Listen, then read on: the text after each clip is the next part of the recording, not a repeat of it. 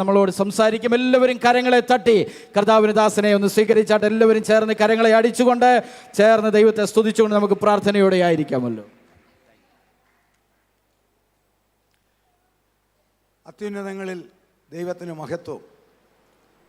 കർത്താവിനാൽ ധന്യരായ ദൈവമക്കളെ, കുഞ്ഞുങ്ങളെ, ശ്രേഷ്ഠന്മാരായ കർത്താവിൻ്റെ ദാസന്മാരെ, വിശേഷാൽ ഈ ആത്മീയ സംഗമത്തിൻ്റെ പ്രധാന ചുമതല സ്വർഗത്തിൻ്റെ കൃപയാൽ വഹിക്കുന്ന കർത്താവിൻ്റെ ദാസനും എൻ്റെ പ്രിയ സുഹൃത്തുമായ പാസ്റ്റർ രാജു പൂവക്കാല, അദ്ദേഹത്തിൻ്റെ കുടുംബം, മനോഹരമായ ഗാനങ്ങൾ ആലപിച്ച ഗായക സംഘം, നിങ്ങൾക്കെല്ലാവർക്കും കർത്താവായ യേശുവിൻ്റെ നാമത്തിൽ എൻ്റെ സ്നേഹവന്ദനം. രാവിലെ ദൈവകൃപയാൽ നമുക്ക് അല്പസമയം തിരുവചനവുമായി നിൽപ്പാനിടയായി. വീണ്ടും വൈകുന്നേരം കർത്താവിൻ്റെ കൃപയിൽ ആശ്രയിച്ച് ഞാൻ നിൽക്കുകയാണ്. ഞാൻ രാവിലെ ഓർപ്പിച്ച ഒരു കാര്യം പറഞ്ഞുകൊണ്ട് ആരംഭിക്കുകയാണ്. ഈ തിരുവല്ല പട്ടണത്തിൻ്റെ ഒരു പ്രത്യേകത ഞാൻ രാവിലെ പറഞ്ഞു. അതെന്താണെന്ന് ചോദിച്ചെന്നാൽ, ഇവിടുത്തെ ബാങ്കിൽ കോടിക്കണക്കിന് രൂപ നിക്ഷേപം കിടപ്പുണ്ട്, അവകാശികളില്ല. കോടിക്കണക്കിന് രൂപ ഇവിടുത്തെ പല ബാങ്കുകളിലും കിടപ്പുണ്ട്, അവകാശികളില്ല. ഒരുപക്ഷെ അവർ മരിച്ചുപോയി കാണും, അല്ലെങ്കിൽ ആരെയും നോമിനേറ്റ് ചെയ്തിട്ടില്ല. അങ്ങനെ ധാരാളം അക്കൗണ്ട് ഇവിടെ ആർക്കും ഉപയോഗിക്കാൻ സാധിക്കാതെ മറ്റു പട്ടണങ്ങളിൽ നിന്ന് വ്യത്യസ്തമായി തിരുവല്ലയിലുണ്ട്. അപ്പോൾ മറുഭാഗത്തെ ക്ഷയം, മാലിന്യം, വാട്ടമില്ലാത്ത സ്വർഗത്തിലെ നിത്യ അവകാശം പ്രാപിക്കുവാൻ യോഗ്യതയുള്ള അനേകർ ഇവിടെയുണ്ട്. ഹല്ലേലൂയ! അവരെ ഓർത്ത് ഞാൻ കരങ്ങളെ ഓർത്ത് ദൈവത്തെ ഒന്ന് സ്തുതിക്കാം. അങ്ങനെ ഒരേ സമയത്ത് രണ്ട് ധനം, ഒന്ന് സമ്പാദിച്ചു കൂട്ടി അനുഭവിക്കാൻ സാധിക്കുന്നില്ല, രണ്ട് സമ്പാദിച്ചത് അനുഭവിക്കാൻ പോവുകയാണ്. അത് ഓർത്ത് ദൈവത്തെ സ്തുതിക്കാം. ആ ചിന്തയോടെ വൈകുന്നേരം നമുക്ക് കർത്തൃസന്നിധിയിലേക്ക് വരാം. ഇന്ന് രാത്രി അല്പമായി ചിന്തിക്കുവാൻ കൊലോസ്യ ലേഖനം 3-ാം അധ്യായം 4-ാം വാക്യത്തിലേക്ക് നിങ്ങളുടെ ശ്രദ്ധയെ ഞാൻ തിരിക്കുന്നു. കൊലോസ്യൻസ് 3:4. നമ്മുടെ ജീവനായ ക്രിസ്തു വെളിപ്പെടുമ്പോൾ നിങ്ങളും അവനോടുകൂടെ തേജസ്സിൽ വെളിപ്പെടും. ഈ ആശയം മനസ്സിലിരിക്കട്ടെ. നമ്മളുടെ ജീവനായ ക്രിസ്തു വെളിപ്പെടുമ്പോൾ നിങ്ങളും അവനോടുകൂടെ തേജസ്സിൽ വെളിപ്പെടും.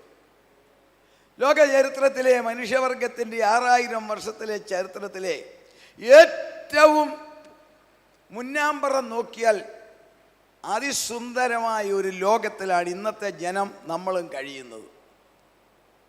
ഇൻ്റർനെറ്റ് എന്ന് പറയുന്ന മണിച്ചിലിപ്പിൻ്റെ മണികിലുക്കം അനുഭവിക്കുന്നവരാണ് ലോകത്തിലുള്ളവരെല്ലാം. അത് സുന്ദരമായ ഒരു മണിച്ചപ്പാണ്. അതിൻ്റെ കിലുക്കം കയ്യിലുണ്ട്. ഉറങ്ങാൻ പോകുമ്പം അത് കിലുക്കിയാണ് ഉറങ്ങുന്നത്, അല്ലേ? പരിപൂർണ സ്വാതന്ത്ര്യമുള്ള രാജ്യങ്ങളെല്ലാം ഇഷ്ടമുള്ള ഭക്ഷണം കഴിക്കാം, ഇഷ്ടമുള്ളിടത്ത് യാത്ര ചെയ്യാം, ഇഷ്ടമുള്ള വസ്ത്രം ധരിക്കാം, ഇഷ്ടമുള്ളവരെ വിവാഹം കഴിക്കാം. അതാണായാലും പെണ്ണായാലും കുഴപ്പമില്ല, ഇഷ്ടമുള്ളതിനെ വിവാഹം കഴിക്കാം. ഇനി വിവാഹം കഴിക്കാതെ ഇഷ്ടമുള്ളതിനെ കൊണ്ട് ഒന്നിച്ച് ജീവിക്കാം, ഇഷ്ടമുള്ളപ്പം പറഞ്ഞും വിടാം, ഇഷ്ടമുള്ള സ്ഥലത്തേക്ക് പോകാം, ഇഷ്ടമുള്ള ദൈവത്തിൽ വിശ്വസിക്കാം, ദൈവത്തിൽ വിശ്വസിക്കാതെ ഇരിക്കാം. എങ്ങനെയും കഴിയാൻ സ്വാതന്ത്ര്യം കിട്ടിയ ഒരു കാലം. സത്യമല്ലേ? അതോടൊപ്പം ശാസ്ത്ര നേട്ടത്തിൻ്റെ കൊടി ഇങ്ങനെ പറക്കുന്ന ലോകം. ശാസ്ത്ര നേട്ടത്തിൻ്റെ കൊടി ഇങ്ങനെ പറക്കുകയാണ്. വൈദ്യശാസ്ത്രം അത്ഭുതങ്ങൾ സൃഷ്ടിക്കുന്നു. മനുഷ്യ ശരീരത്തിലെ പ്രധാനപ്പെട്ട അന്തര അവയവങ്ങൾ, കിഡ്നി, ലിവറ്, ഹാർട്ടെല്ലാം ഒരു കാറിൻ്റെ ടയർ മാറ്റിയിടുന്ന ലാഘവത്തിൽ മാറിയിടുന്ന വിദഗ്ധരുള്ള ഹോസ്പിറ്റലുകൾ ഗ്രാമങ്ങളിൽ പോലും. അതുകൊണ്ടൊന്നും തീർന്നില്ല.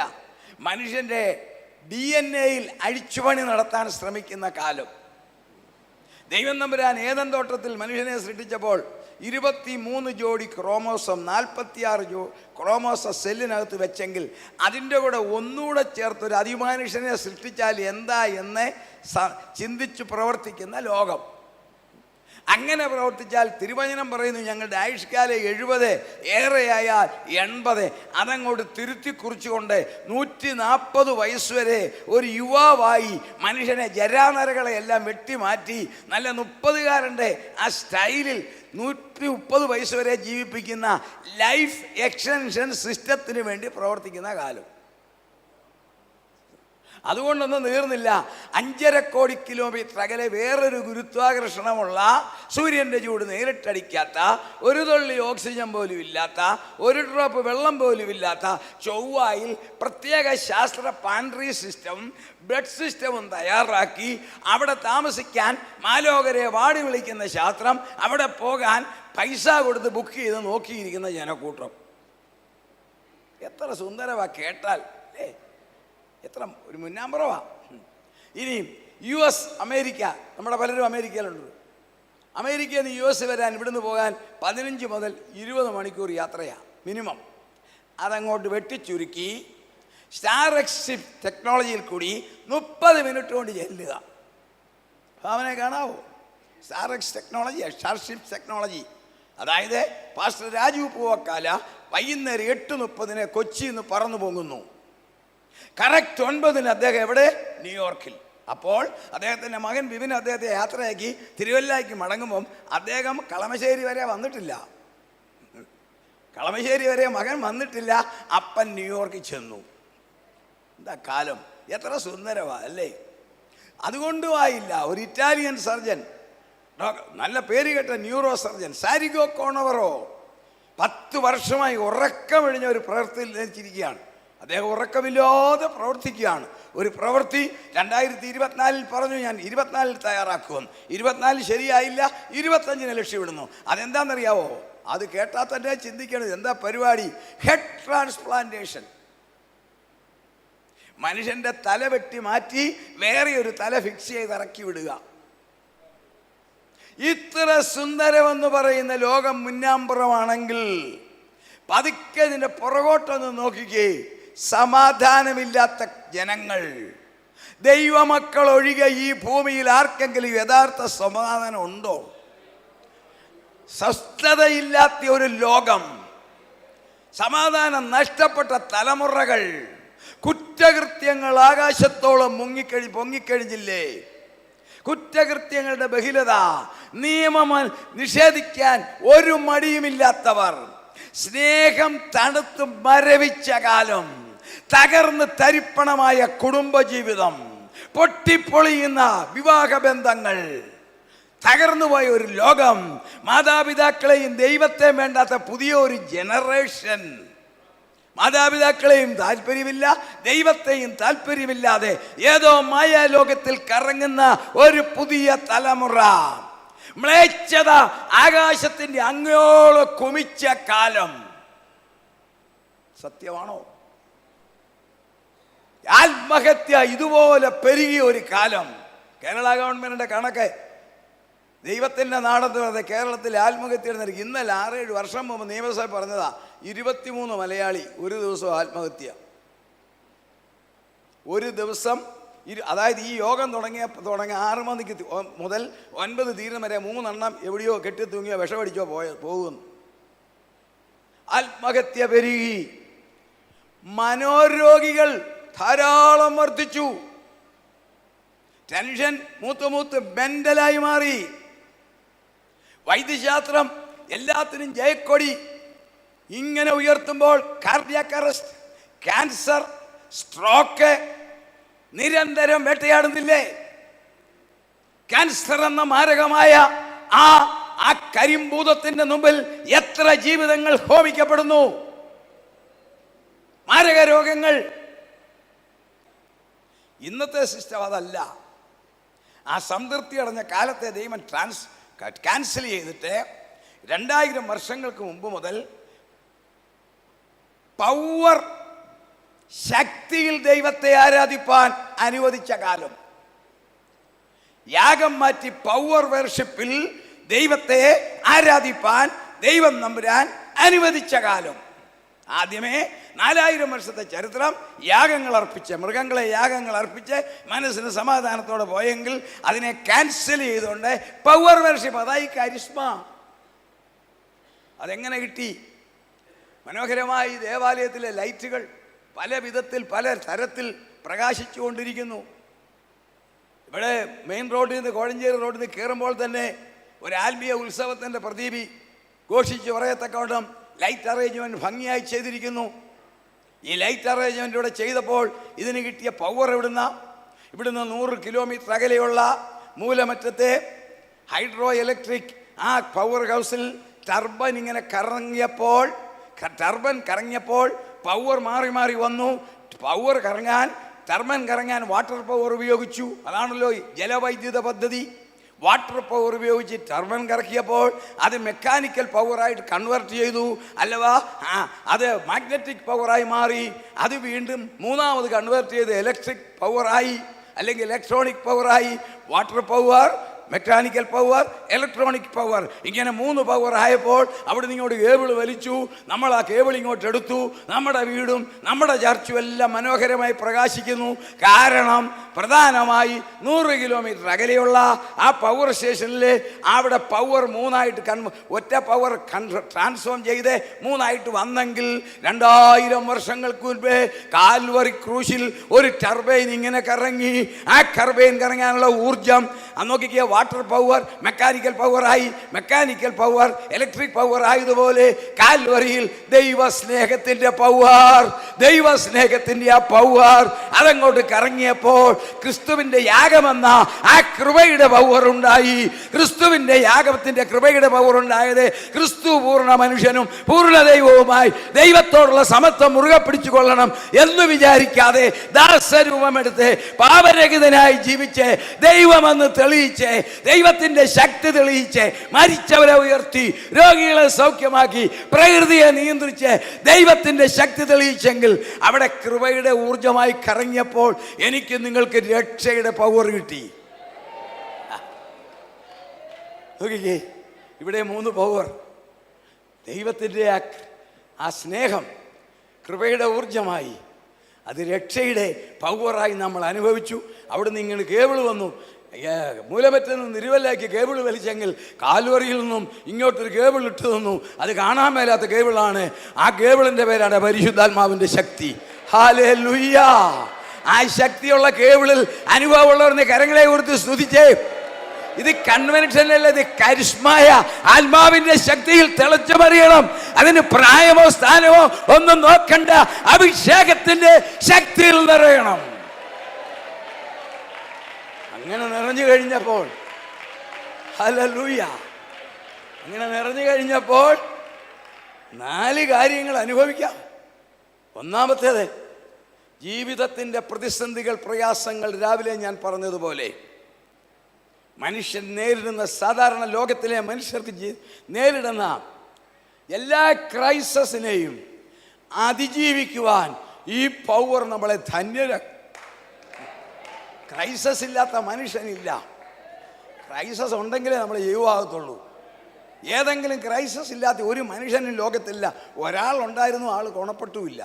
അറിയാവില്ല ആളിൻ്റെ പേര്. ജനനം മുതൽ മരണം വരെ ഒരു ക്രൈസിസും ഇല്ല, രോഗമില്ല, കഷ്ടമില്ല, ഞെരുക്കമില്ല, ഭാരമില്ല, ഒന്നുമില്ലാതെ സുഖിച്ചു. ആ പുള്ളിയുടെ പേരാണ് ജ്ഞാനികളുടെ ജ്ഞാനിയായിരുന്ന ശലോമോൻ. അല്ലേ? വിശ്വാസവീരന്മാരുടെ പട്ടികയ്ക്കകത്ത് ആൾ ഔട്ട്, അറിയാമല്ലോ. എന്നാൽ പ്രശ്നങ്ങൾ, പ്രതികൂലങ്ങൾ, കഷ്ടങ്ങൾ വരുമ്പോൾ ഈ ഉണ്ടല്ലോ കാൽവറിയിൽ നിന്ന് കിട്ടിയ ഊർജം പരിശുദ്ധാത്മാവിന്റെ കേബിളിൽ വന്നപ്പോൾ നാം ധൈര്യത്തോടെ വിളിച്ചു പറയും, എന്നെ ശക്തനാക്കുന്നവൻ മുഖാന്തരം എനിക്ക് സകലത്തിലും മതി. I can do all things through Christ who strengthens me. നോക്കിക്കേ, പവർ കിട്ടിയ ഗുണമാ, അതിന്റെ ആ പ്രയോജനം കണ്ടോ. 2, മനുഷ്യൻ എന്ന രീതിയിൽ മനസ്സിനെ തകർക്കാൻ വരുന്ന സമാധാനക്കേടെന്ന് പറയുന്ന മാനസികമായ വിഷയങ്ങൾ, ആ സമാധാനക്കേട് വരുമ്പോൾ ഈ പവർ പറയുക, എൻ്റെ സമാധാനം ഞാൻ നിങ്ങൾക്ക് തന്നേച്ചു പോകുന്നു, ലോകം തരുന്നത് പോലെയല്ല. 2, മൂന്നാമത്തെ ഗുണം, ഒരുപാട് ശക്തികൾ ഈ ലോകത്തിലുണ്ട്. ആറ്റം പവർ, മണി പവർ, ഒരുപാട് പവർ ഈ ലോകത്തിലുണ്ട്. സൈന്യശക്തി, അതിനകത്ത് ഏറ്റവും പ്രധാനപ്പെട്ടതാണ് ആറ്റം പവർ. ബുദ്ധിശക്തി, ഒത്തിരി പവറുണ്ട്. ഈ ഒരു പവറിനും നേടാൻ അല്ലെങ്കിൽ വിജയിപ്പിക്കാൻ സാധിക്കാതെ സകല പവറിനെയും കീഴമർത്തുന്ന ഒരു ശക്തിയുണ്ട്. ദൈവമക്കൾക്ക് ആ വിഷയം അറിയാം, അല്ലേ? സകല പൗർണയും ആറ്റശക്തിയാകട്ടെ, സൈന്യശക്തിയാകട്ടെ, എന്ത് ശക്തിയാണേലും അതിനോട് മാത്രം കളിക്കത്തില്ല. ആ ശക്തിയുടെ പേരാണ് ആകാശത്തിൻ്റെ അധികാരിയായ സാത്താൻ്റെ ശക്തി. ആകാശത്തിൻ്റെ അധികാരി എന്ന് എഫേസ്യർ 2 എഴുതിയപ്പം നമ്മൾ ഓർക്കരുത് ഈ ആകാശത്തിൽ ഇരുന്നുകൊണ്ട് അവൻ കളിക്കുക എന്നല്ല. ആകാശം അതിനുള്ളതല്ല. ആകാശം ദൈവത്തിൻ്റെ മഹത്വത്തെ വർണ്ണിക്കുന്നു. ആകാശവിധാനം അവൻ്റെ കൈവേലയെ പ്രസിദ്ധമാക്കുന്നു. അവിടെയല്ല അവൻ ഇരിക്കുന്നത്. ആകാശം 5 തട്ട്: ട്രോപ്പോസ്ഫിയർ, സ്ട്രാറ്റോസ്ഫിയർ, മെസോസ്ഫിയർ, തെയനോസ്ഫിയർ, അയണോസ്ഫിയർ. അത് എനിക്കും നിങ്ങൾക്കും പരിരക്ഷിക്കുന്നതാ. അവിടെങ്കിലും ഈ പുള്ളിക്ക് ഇരിക്കാനൊക്കത്തില്ല. അതിൻ്റെ അപ്പുറത്തൊരു സ്ഥലമുണ്ട്. അത് ശാസ്ത്രം കണ്ടുപിടിച്ചു. അവിടെ റേഡിയേഷൻ പറ്റത്തില്ല, അവിടെ ഓക്സിജൻ കയറത്തില്ല, അവിടെ യാതൊരു ശക്തിയും കയറത്തില്ല. ആ ശക്തി, ആ സ്ഥലത്തിൻ്റെ പേരാണ് ബ്ലാക്ക് മാറ്റർ, ഇരുണ്ട ദ്രവ്യം.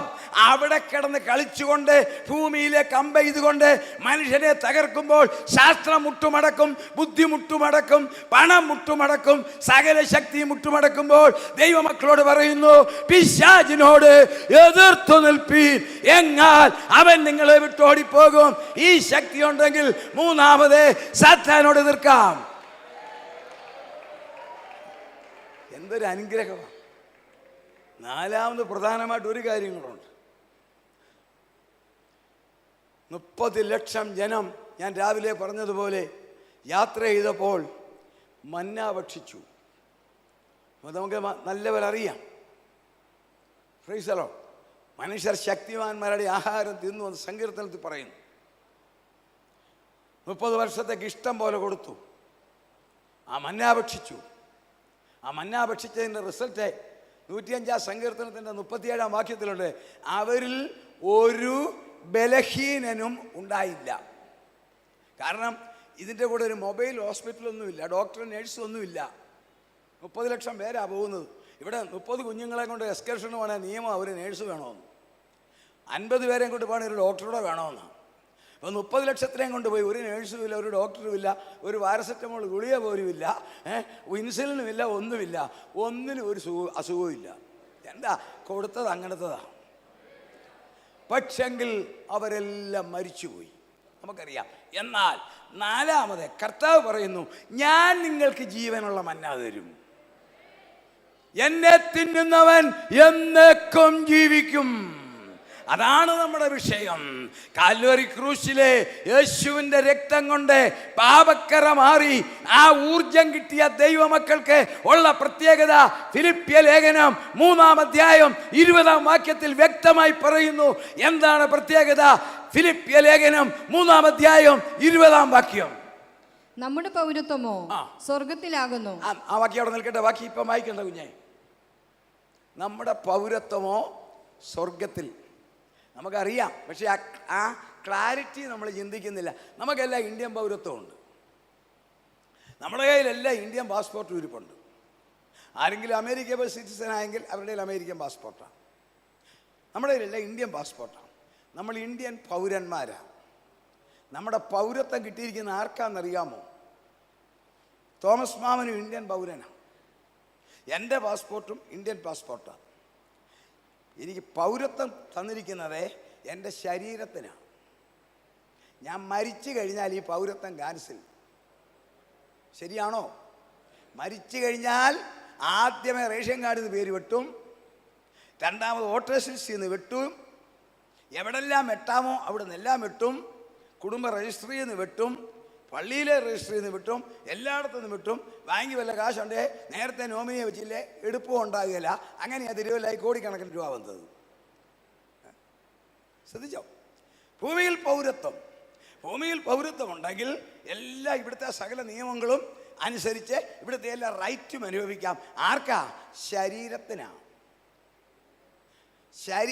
ശരീരത്തിനെ ഇവിടെ പൗരത്വം നൽകിയിട്ടുള്ളൂ. എന്നാൽ സ്വർഗം നൽകുന്നത് ശരീരത്തിനല്ല, ആത്മാവിന് പൗരത്വം നൽകുകയാണ്.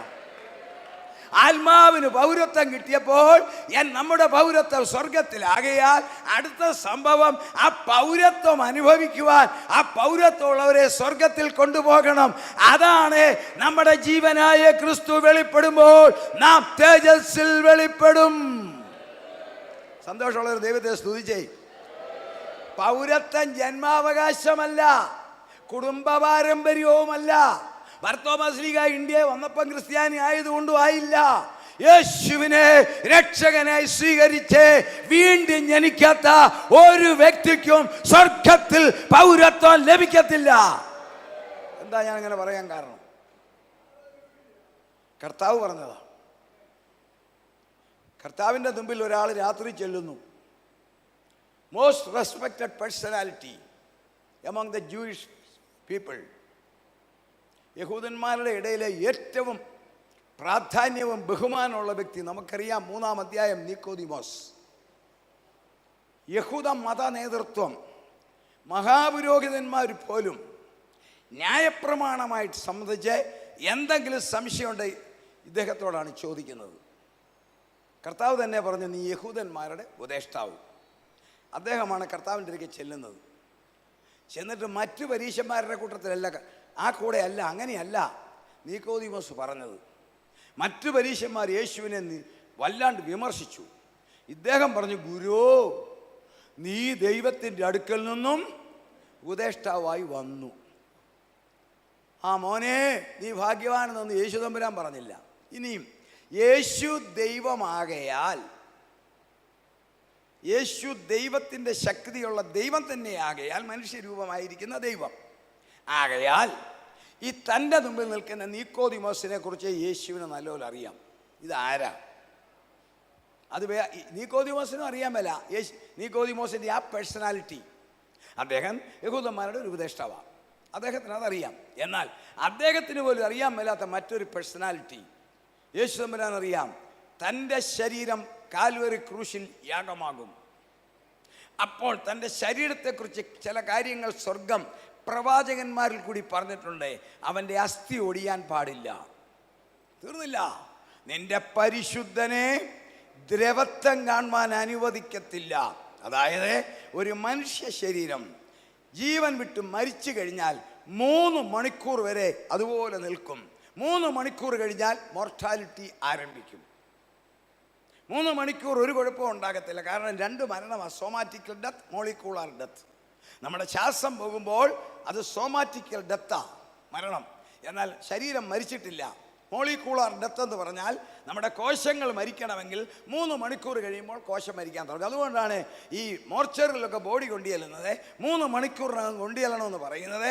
ആ മോളിക്യൂളർ ഡെത്ത് തുടങ്ങുന്നവരെ കൊണ്ടുവരണം. നിന്റെ പരിശുദ്ധനെ ദ്രവത്വം കാണുവാൻ സമ്മതിക്കത്തില്ല. കാരണം 3 മണിക്കൂർ ക്രൂശിൽ കിടന്നു. അത് കഴിഞ്ഞാൽ അതേ ബോഡി ആ രീതിയിൽ കിടന്നാൽ ദ്രവത്വം സംഭവിക്കും. ബാക്ടീരിയ കയറി പിടിക്കും, വൈറസ് കയറി പിടിക്കും. അത് വരാതിരിക്കുവാൻ സ്വർഗം ഒരാളെ കണ്ടു, നിക്കോദിമോസ്. അത് ക്രൂശിൽ നിറക്കി 50 കിലോയുള്ള 3 അകിലുള്ള പ്രത്യേകതയുള്ള കോമ്പൗണ്ട് ഉണ്ടാക്കി പ്ലാസ്റ്റർ ഓഫ് പാരീസ് പോലെ കവർ ചെയ്ത് കൊണ്ടുപോയി ഒരസ്ഥി പോലും ഒടിക്കാതെ ക്രൂശിൽ നിന്ന് ഇറക്കി കൊണ്ടുപോയി കല്ലറയിലെ അകത്ത് വെച്ച് കല്ലെടുത്ത് ഉരുട്ടി വെച്ച് അത് ക്രമീകരിക്കാൻ സ്വർഗം അപ്പോയിന്റ് ചെയ്ത പുള്ളിയാണ് ഈ നിൽക്കുന്നത്. ഈ പേഴ്സണാലിറ്റിയുള്ള ഒരു മതനേതാവ് ലോകത്തിലില്ല. ഇല്ല. അപ്പൊ കർത്താവ് പറഞ്ഞു, നീ അതൊക്കെ ചെയ്യും. ഇനി 3:3 വായിച്ചേ. യോഹന്നാന്റെ സുവിശേഷം 3-ാം അധ്യായം 3-ാം വാക്യം വായിക്കാം. യേശു അവനോട് ആമേൻ ആമേൻ ഞാൻ നിന്നോട് പറയുന്നു, ആമേൻ ആമേൻ ഞാൻ നിന്നോട് പറയുന്നു, പുതുതായി ജനിച്ചില്ല എങ്കിൽ ദൈവരാജ്യം കാണുവാൻ ആർക്കും കഴിയില്ല. ദൈവമക്കളെ, നിക്കോദിമോസിനേക്കാൾ കൂടുതൽ സ്റ്റാറ്റസ് ഉള്ള ഒരു നേതാവുമില്ല. നിക്കോദിമോസിനെ വീണ്ടും ജനനം ആവശ്യമാണെങ്കിൽ, മനുഷ്യർ സ്വർഗത്തിൽ പോകണമെങ്കിൽ, ഈ ദ്രവത്വമുള്ളത് അദ്രവത്വത്തെ അവകാശമാക്കണമെങ്കിൽ വീണ്ടും ജനിക്കണം. അതോർത്ത് ഞാൻ ദൈവത്തെ സ്തുതിക്കുന്നു. ആ അനുഭവമുള്ള ദൈവമക്കൾക്കായി സ്തോത്രം. കരങ്ങളെ കൊടുത്ത് സ്തുതിക്കാം. അപ്പോൾ നമ്മുടെ പൗരത്വം സ്വർഗത്തിൽ, പൗരത്വത്തിന്റെ പൂർണ്ണതയിലേക്ക് നമ്മളെ കൊണ്ടുപോകണം. നമ്മുടെ ജീവനായ ക്രിസ്തു വെളിപ്പെടുമ്പോൾ നാമും തേജസ്സിൽ വെളിപ്പെടും. ആ സംഭവത്തിലേക്ക് നമ്മൾ കയറുകയാണ്. ഇവിടെ 6 മണിക്ക് പ്രാർത്ഥിച്ച് യോഗം ആരംഭിച്ചു. പാട്ടുകളെല്ലാം പാടി 7:30 മെസ്സേജ് തുടങ്ങിയതുപോലെ ഈ തലമുറ, ഞാൻ എപ്പോഴും പറയുന്നത് പോലെ, കർത്താവിൻ്റെ വരവിൻ്റെ തലമുറ.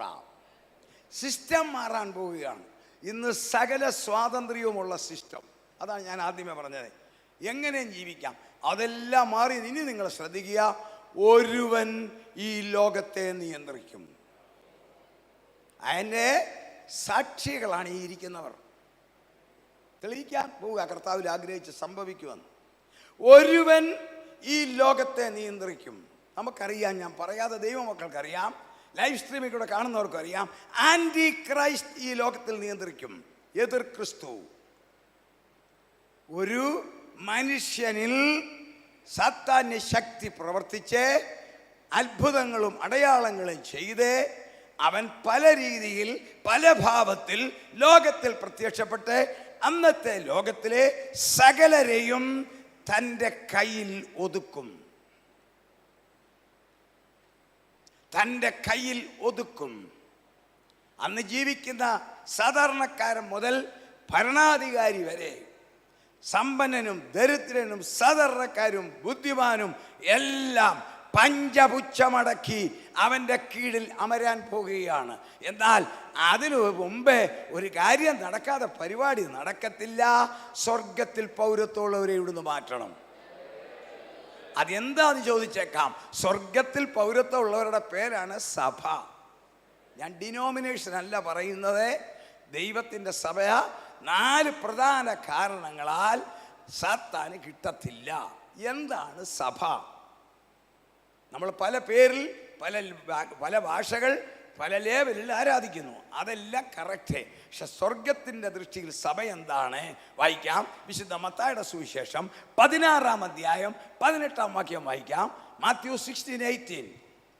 നീ പത്രോസാകുന്നു, ഈ പാറമേൽ ഞാൻ എൻ്റെ സഭയെ പണിയും. കർത്താവ് എൻ്റെ എന്ന് പറഞ്ഞ് അധികം കാര്യമൊന്നും പറഞ്ഞിട്ടില്ല. നമുക്ക് ഒത്തിരി കാര്യങ്ങൾ പറയാനുണ്ട് അല്ലേ?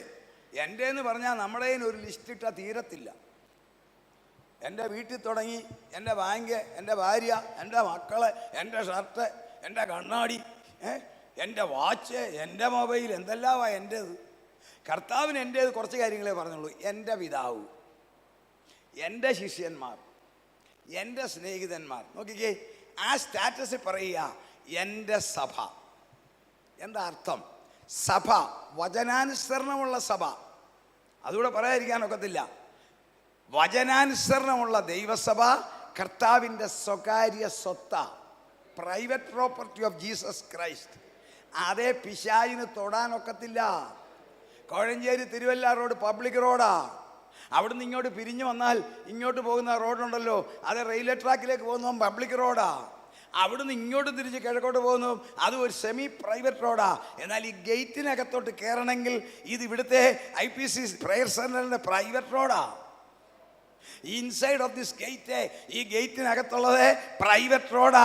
അത് കർത്താവിൻ്റെ ദാസൻ പണം കൊടുത്ത് അദ്ദേഹം ആധാരം എഴുതിയ റോഡാ. അതിനകത്ത് നാട്ടുകാരന് കയറി കളിക്കാനൊക്കത്തില്ല, ആവശ്യമില്ലാത്ത വണ്ടി കയറ്റാനൊക്കത്തില്ല. ആ റോഡിലൂടെ മൈക്കുമ്പോൾ ഒത്തിരി വണ്ടി ഇപ്പം പോകുന്നുണ്ട്, ഒരെണ്ണം ഇതിനകത്തോട്ട് കയറത്തില്ല. കാരണം എന്നാണെന്നറിയാമോ? ഇത് സ്വകാര്യ സ്വത്ത. ഇതുപോലെ വചനപ്രകാരമുള്ള ദൈവസഭ കർത്താവിൻ്റെ സ്വകാര്യ സ്വത്ത. അതേ തൊടാൻ അവൻ സമ്മതിക്കത്തില്ല. 2, എന്താണ് സഭ? അപ്പോസ്തല പ്രവൃത്തി 20:28 വായിക്കാം. നിങ്ങളെ തന്നെയും താൻ സ്വന്തം രക്തത്താൽ സമ്പാദിച്ചിരിക്കുന്ന ദൈവത്തിന്റെ സഭയെ. എന്താ സഭയുടെ ക്ലാരിറ്റി ഉണ്ടോ? സ്വന്തം രക്തത്താൽ സമ്പാദിച്ചു.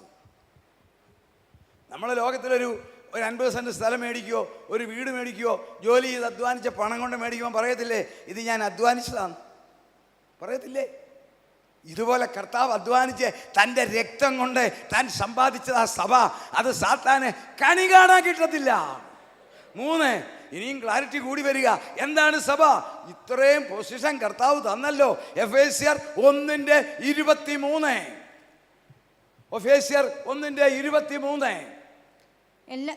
എല്ലാറ്റിലും എല്ലാം നിറയ്ക്കുന്നവന്റെ നിറവായിരിക്കുന്ന അവന്റെ ശരീരമായ സഭയ്ക്ക് കൊടുക്കുക. വചനപ്രകാരമുള്ള സഭ ക്രിസ്തുവിന്റെ ശരീരമാ.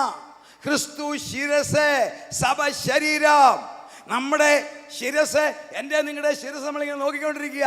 ഇപ്പം ഒരു ചെറിയ ഉറുമ്പ് കാലിൻ്റെ വിരലിൽ കടിച്ചാൽ മതി, ഉടനെ സിഗ്നൽ തലേ കിട്ടും. നമ്മൾ അങ്ങോട്ട് നോക്കുന്നു, ചൊറിയുന്നു, ഇല്ലേ? ശരീരത്തിൻ്റെ ഇത് അങ്ങേയറ്റത്ത് തൊലിയുടെ അവിടെ ആണല്ലോ, വിരളയിലാണല്ലോ, മൈൻഡ് ചെയ്യേണ്ടത് പറയുവോ? ഇല്ല. അന്നേരം നമ്മളെ ശ്രദ്ധിക്കുന്നെങ്കിൽ ഇവിടെ ഇരിക്കുന്ന ഓരോരുത്തരും, ഈ സഭയും ഈ കൂടിവരവും ക്രിസ്തുവിൻ്റെ ശരീരമാ. ഈ ശരീരത്തെ തൊടാൻ അവൻ സമ്മതിക്കത്തില്ല.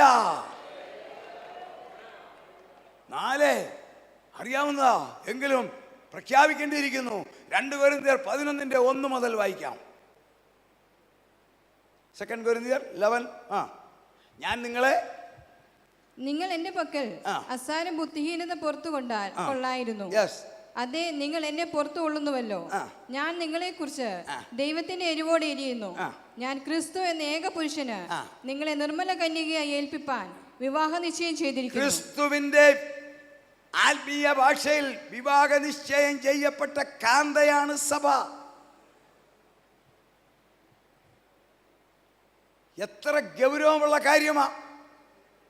വിവാഹം നിശ്ചയിക്കപ്പെട്ട ഒരു പെൺകുട്ടി, അവൾക്ക് വേണ്ടി വിവാഹം നിശ്ചയിച്ച ഒരു മണവാളൻ അല്ലേ? അങ്ങനെയാണെങ്കിൽ ആത്മീയ ഭാഷയിൽ സ്വർഗത്തിൽ കൊണ്ടുപോകുവാൻ, തേജസ് ധരിപ്പിക്കുവാൻ നമ്മളെ കാന്തയായി അവൻ വിവാഹ നിശ്ചയം ചെയ്തെങ്കിൽ വേറെ ഒരു ജാരൻ വന്ന് നമ്മളെ കൊണ്ടുപോകുവാൻ അവൻ സമ്മതിക്കത്തില്ല. അവൻ കണ്ണിന്റെ കൃഷ്ണമണി പോലെ നമ്മളെ സൂക്ഷിക്കും. കോഴി തന്റെ കുഞ്ഞുങ്ങളെ ചെറകടിയിൽ സൂക്ഷിക്കുന്നത് പോലെ തൻ്റെ സഭയെ സൂക്ഷിക്കും. സാത്താൻ കൊതിച്ചു പോകത്തേ ഉള്ളൂ. പിന്നെ അവൻ ഈ കുളുക്കിട്ട് വലിക്കാൻ നോക്കും. അതിനകത്ത് ആത്മശക്തി കുറഞ്ഞാൽ പെട്ടും പോകും. അങ്ങനെയാണെങ്കിൽ അവൻ വെളിപ്പെടുന്നതിൻ്റെ ആ സൗണ്ട് കേൾക്കാൻ പോവുക. നമുക്ക് സമയപരിധി ഉണ്ടെന്ന് എനിക്കറിയാം. എങ്കിൽ അതിനു മുമ്പ് സഭ എടുക്കപ്പെടും. സന്തോഷമില്ലാത്തവരൊന്നും ദൈവത്തെ സ്തുതിച്ചേ. ഇനി സന്തോഷമുള്ളവരൊന്ന് സ്തുതിച്ചേ. ഞാൻ രാവിലെ പറഞ്ഞില്ല, ഇതെല്ലാം ഉണ്ടാവും. മനസ്സിലായോ? കർത്താവിൻ്റെ വരവ് ഈ തലമുറയിലാണ്. യാതൊരു ഡൗട്ടും വേണ്ട, ധൈര്യത്തോടെ ചങ്കൂറ്റത്തോടെ പറയാം, ഈ തലമുറ ക്രിസ്തുവിൻ്റെ വരവിൻ്റെ തലമുറയാണ്. അതാണ് ഈ ലോകത്തിൻ്റെ ഈ ആട്ടവും ബഹളവും. ഈ ന്യൂ ജനറേഷൻ എല്ലാം ഇങ്ങനെ വഴിപിരിഞ്ഞ് പോകുന്നതിൻ്റെ കാരണം മറ്റേ പുള്ളി ഇങ്ങനെ ഒരു മാഗ്നറ്റിക് പവറിൽ ആകർഷിച്ചുകൊണ്ടിരിക്കുക. അവന് പൗരന്മാർ വേണം ലോകത്തിൽ, അതിന് ശ്രമിച്ചുകൊണ്ടിരിക്കുക. എന്നാൽ നമ്മളാരാ? ക്രിസ്തുവിനുള്ള ഏകാഗ്രതയിൽ നിർമ്മലിൽ നിൽക്കുന്ന ദൈവമക്കളെ, ഈ ശരീരത്തിനകത്ത് അഭിഷേകമുണ്ടോ? അഭിഷേകമുണ്ടെങ്കിൽ ഞാൻ തീർത്തു പറയാം, അവൻ സകലതും എനിക്ക് കീഴ്പ്പെടുത്തുവാൻ കഴിയുന്ന തൻ്റെ വ്യാപാര ശക്തി കൊണ്ട് നമ്മുടെ താഴ്ചയുള്ള ശരീരത്തെ തൻ്റെ മഹത്വമുള്ള ശരീരത്തോട് അനുരൂപപ്പെടുത്തും. സന്തോഷമുള്ളവർ ദൈവത്തിന് സ്തുതിച്ചേ. അങ്ങനെയാണെങ്കിൽ ആ സന്തോഷത്തിലൊരു പാട്ടൊന്ന് പാടാം. ആ പാട്ട് പാടുമ്പം സന്തോഷത്തിൻ്റെ അടയാളമായിട്ട് കർത്താവിന് വേണ്ടി കൊടുക്കുകയും കൂടെ ചെയ്യും. കർത്താവിനല്ല, കർത്താവിൻ്റെ വേലയ്ക്ക്. Price the Lord. ഞാൻ രാവിലെ പറഞ്ഞില്ലേ, കൊടുക്കേണ്ടതിനൊരു സ്റ്റാൻഡേർഡുണ്ട്. തന്ന അനുഗ്രഹത്തിന് തക്കവണ്ണം കർത്താവ് നമുക്ക് എന്ത് തന്നോ അതിനോട് നീതി പുലർത്തിക്കൊണ്ട് കൊടുത്താൽ അക്കൗണ്ട് ചെയ്യുന്നത് സ്വർഗത്തിലാണ്. അവിടെയാണ് അക്കൗണ്ട്. ഇവിടെ എങ്ങുമല്ല. ഇവിടെ ടോട്ടൽ അദ്ദേഹം കണക്കെഴുതുന്നേ ഉള്ളൂ. പക്ഷേ സ്വർഗത്തിൽ അങ്ങനല്ല. ഇന്ന് ഇവിടെ ഇടുന്ന സകല സ്വോത്ര കാഴ്ചയ്ക്കും കണക്കെഴുതും. എങ്ങനെയാ കണക്കെഴുതുന്നത്? കുഞ്ഞമ്മ 50, തോമാച്ചൻ 10, ഐപ്പച്ചൻ 200, അങ്ങനല്ല എഴുതുന്നത്. കുഞ്ഞമ്മയ്ക്ക് കൊടുക്കാൻ സാധ്യതയുള്ളത് ഇത്ര, കൊടുത്തത് ഇത്ര, കടവിത്ര. ആശയം മനസ്സിലായിരുന്നു? കരങ്ങളെ ഉയർത്തിക്കേ. തോമാച്ചന് കൊടുക്കുവാൻ ഞാൻ അവൻ്റെ കയ്യിൽ ഏൽപ്പിച്ചത് ഇത്ര, തോമാച്ചൻ കൊടുത്തത് ഇത്ര, ഒതുക്കി വെച്ചത് ഇത്ര. ഞാൻ നിന്നോട് കണക്ക് തീർക്കുന്ന നാളിൽ നീ ലജ്ജിക്കാതിരിക്കണമെങ്കിൽ ഒരു പാട്ട് പാടുമ്പോൾ കർത്താവിന് വേണ്ടി കൊടുക്കാം. തുടർന്ന് നമുക്ക് വചനം ചിന്തിക്കാം.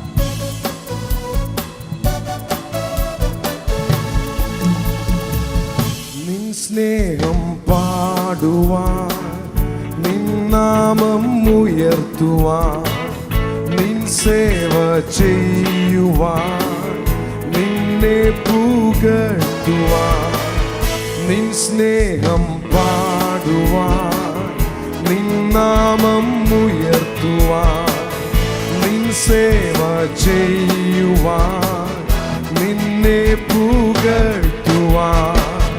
ദൈവാത്മാവേ, ദൈവാത്മാവേ, ദൈവാത്മാവേ, അങ്ങേ ആരാധിക്കും. ദൈവാത്മാവേ, ദൈവാത്മാവേ, ദൈവാത്മാവേ, അങ്ങേ ആരാധിക്കും.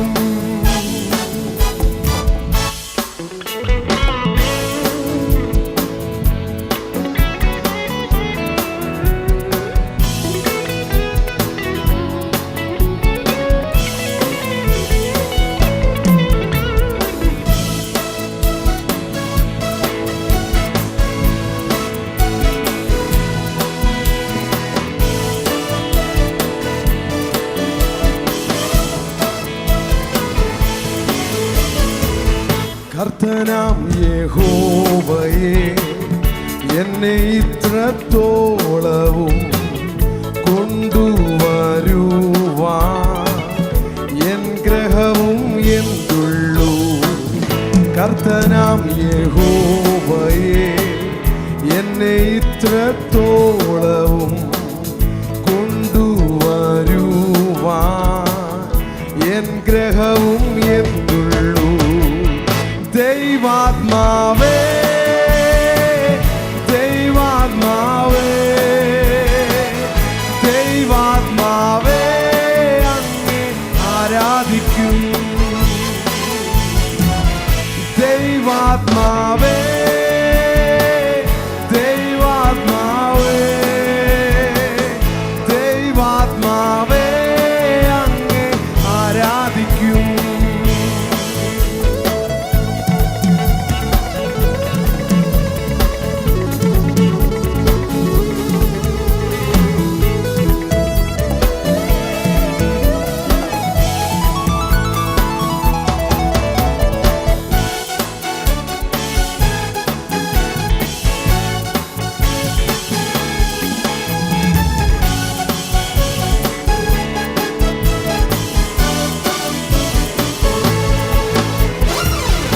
ഇതുവരെ എബനേസറായി എന്നോടു കൂടെ ഇരുൾ മൂടിയ പാതയിൽ വെളിച്ചമായി മുൻപിനായി.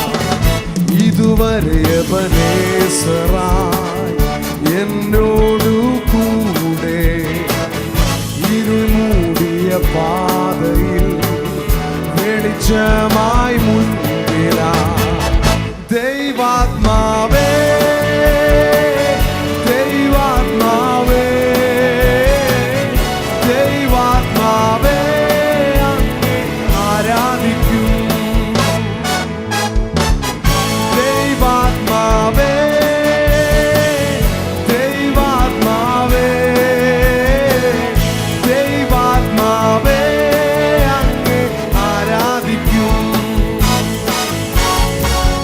ദൈവാത്മാവേ,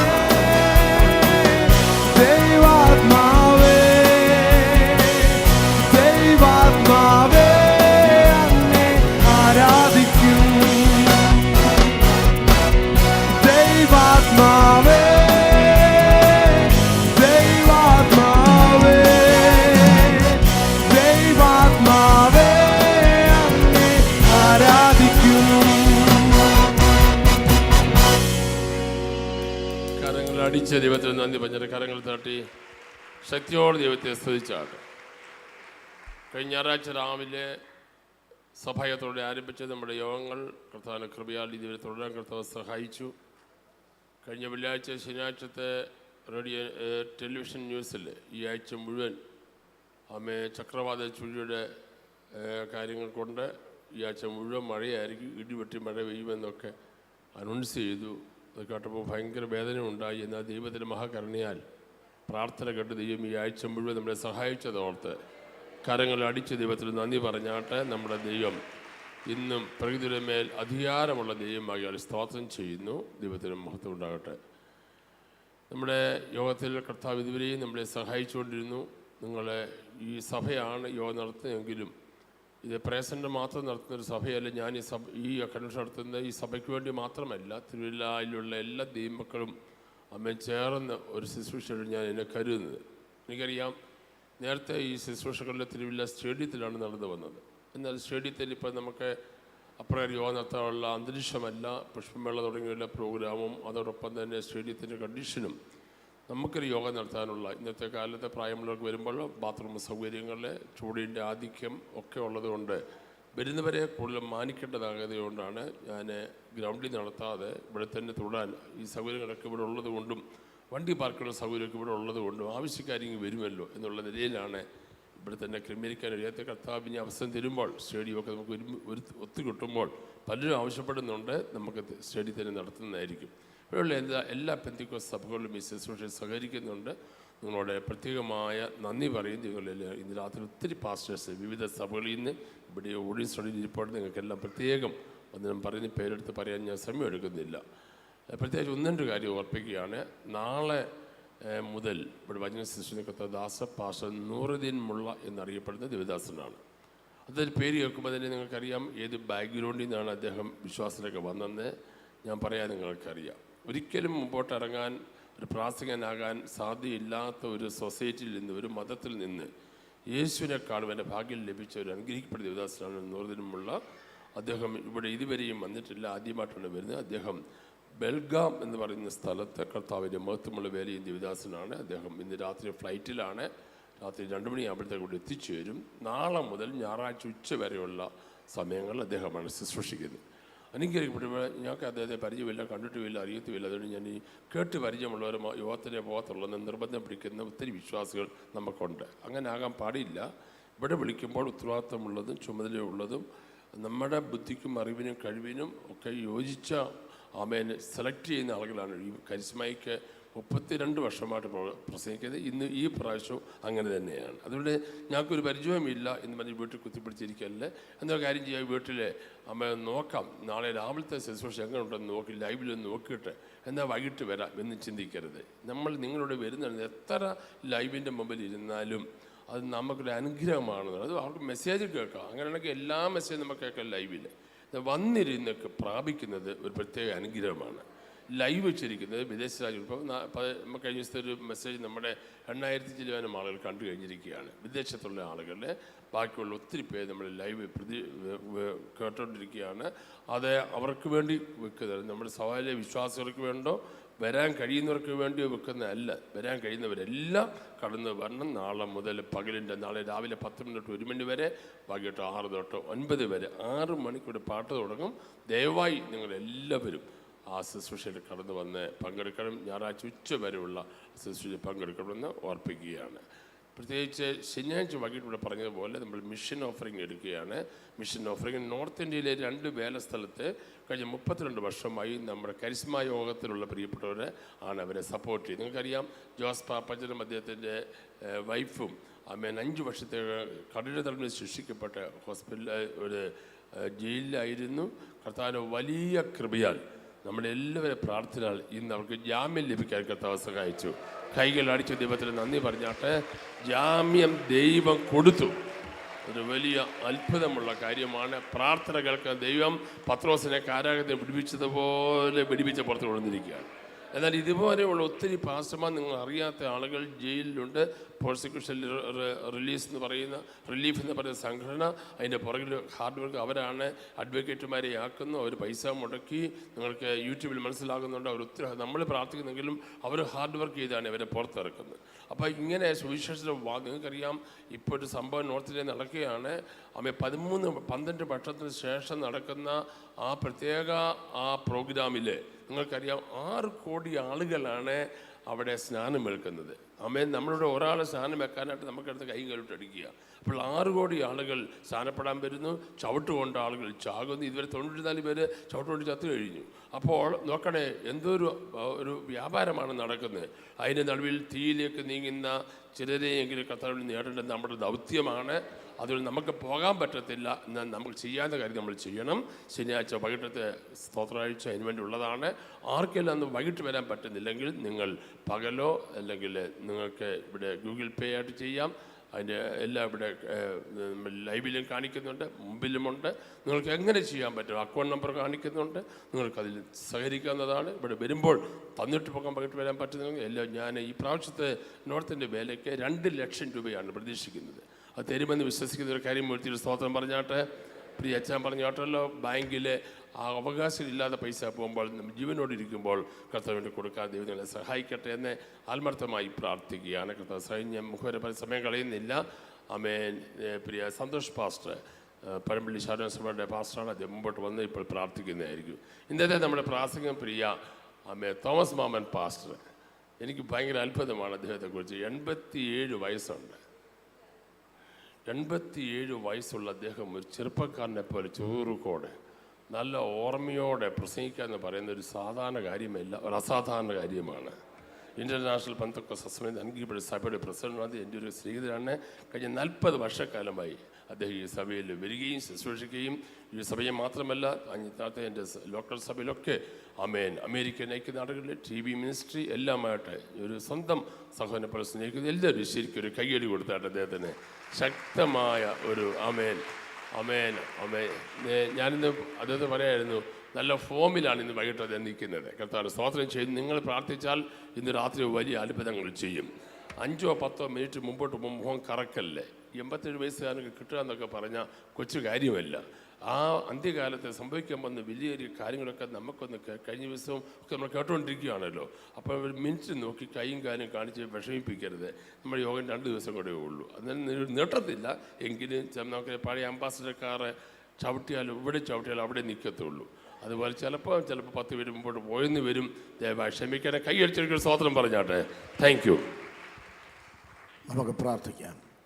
സ്വർഗത്തിലും ഭൂമിയിലും സകല കുടുംബത്തിന് പേർ വരുവാൻ കാരണമായി സ്വർഗീയ പിതാവേ, കഴിഞ്ഞ ഞായറാഴ്ച ആരംഭിച്ച ഈ കൺവെൻഷൻ്റെ ഈ ദിവസം വരെയും ഇവിടെ വ്യാപരിക്കുന്ന ദൈവകൃപയ്ക്കായി സ്തോത്രം. ദൈവം ഇന്ന് രാത്രിയിലും അങ്ങയുടെ ദാസനെ ശക്തമായി ഞങ്ങളുടെ നടുവിൽ ദൈവം ഉപയോഗിച്ചു കൊണ്ടിരിക്കുന്നതിനെ ഓർത്ത് സ്തോത്രം ചെയ്യുകയാണ്. ഇവിടെ കടന്നു വന്ന എല്ലാവരോടും ദൈവം ഇടപെട്ടുകൊണ്ടിരിക്കുന്നതിനാൽ ഞങ്ങൾ ദൈവത്തെ സ്തുതിക്കുകയാണ്. പ്രായത്തിനതീതമായ ദൈവശക്തിയാൽ അങ്ങയുടെ ദാസനെ ദൈവം അഭിഷേകം ചെയ്ത് ആത്മനിറവിൽ തുടർന്ന് ഉപയോഗിക്കണമേ. ഇവിടെ അർപ്പിച്ച സ്തോത്ര വഴിപാടിനായി പ്രാർത്ഥിക്കുന്നു. നൽകിയ എല്ലാ പ്രിയപ്പെട്ടവരെയും അനുഗ്രഹിച്ച് അമർത്തി കുരുക്കി കവിയുന്ന അളവ് മടിയിൽ നൽകി ദൈവം ആദരിക്കണമേ. ഈ പ്രയർ സെൻറ്റർ സഭയ്ക്കായി പ്രിയ കർത്തൃദാസൻ പ്രിയ രാജുപോക്കാൽ അവറുകളെയും മറ്റ് കർത്തൃദാസന്മാരെയും ഞങ്ങൾ ഏൽപ്പിച്ച് പ്രാർത്ഥിക്കുന്നു.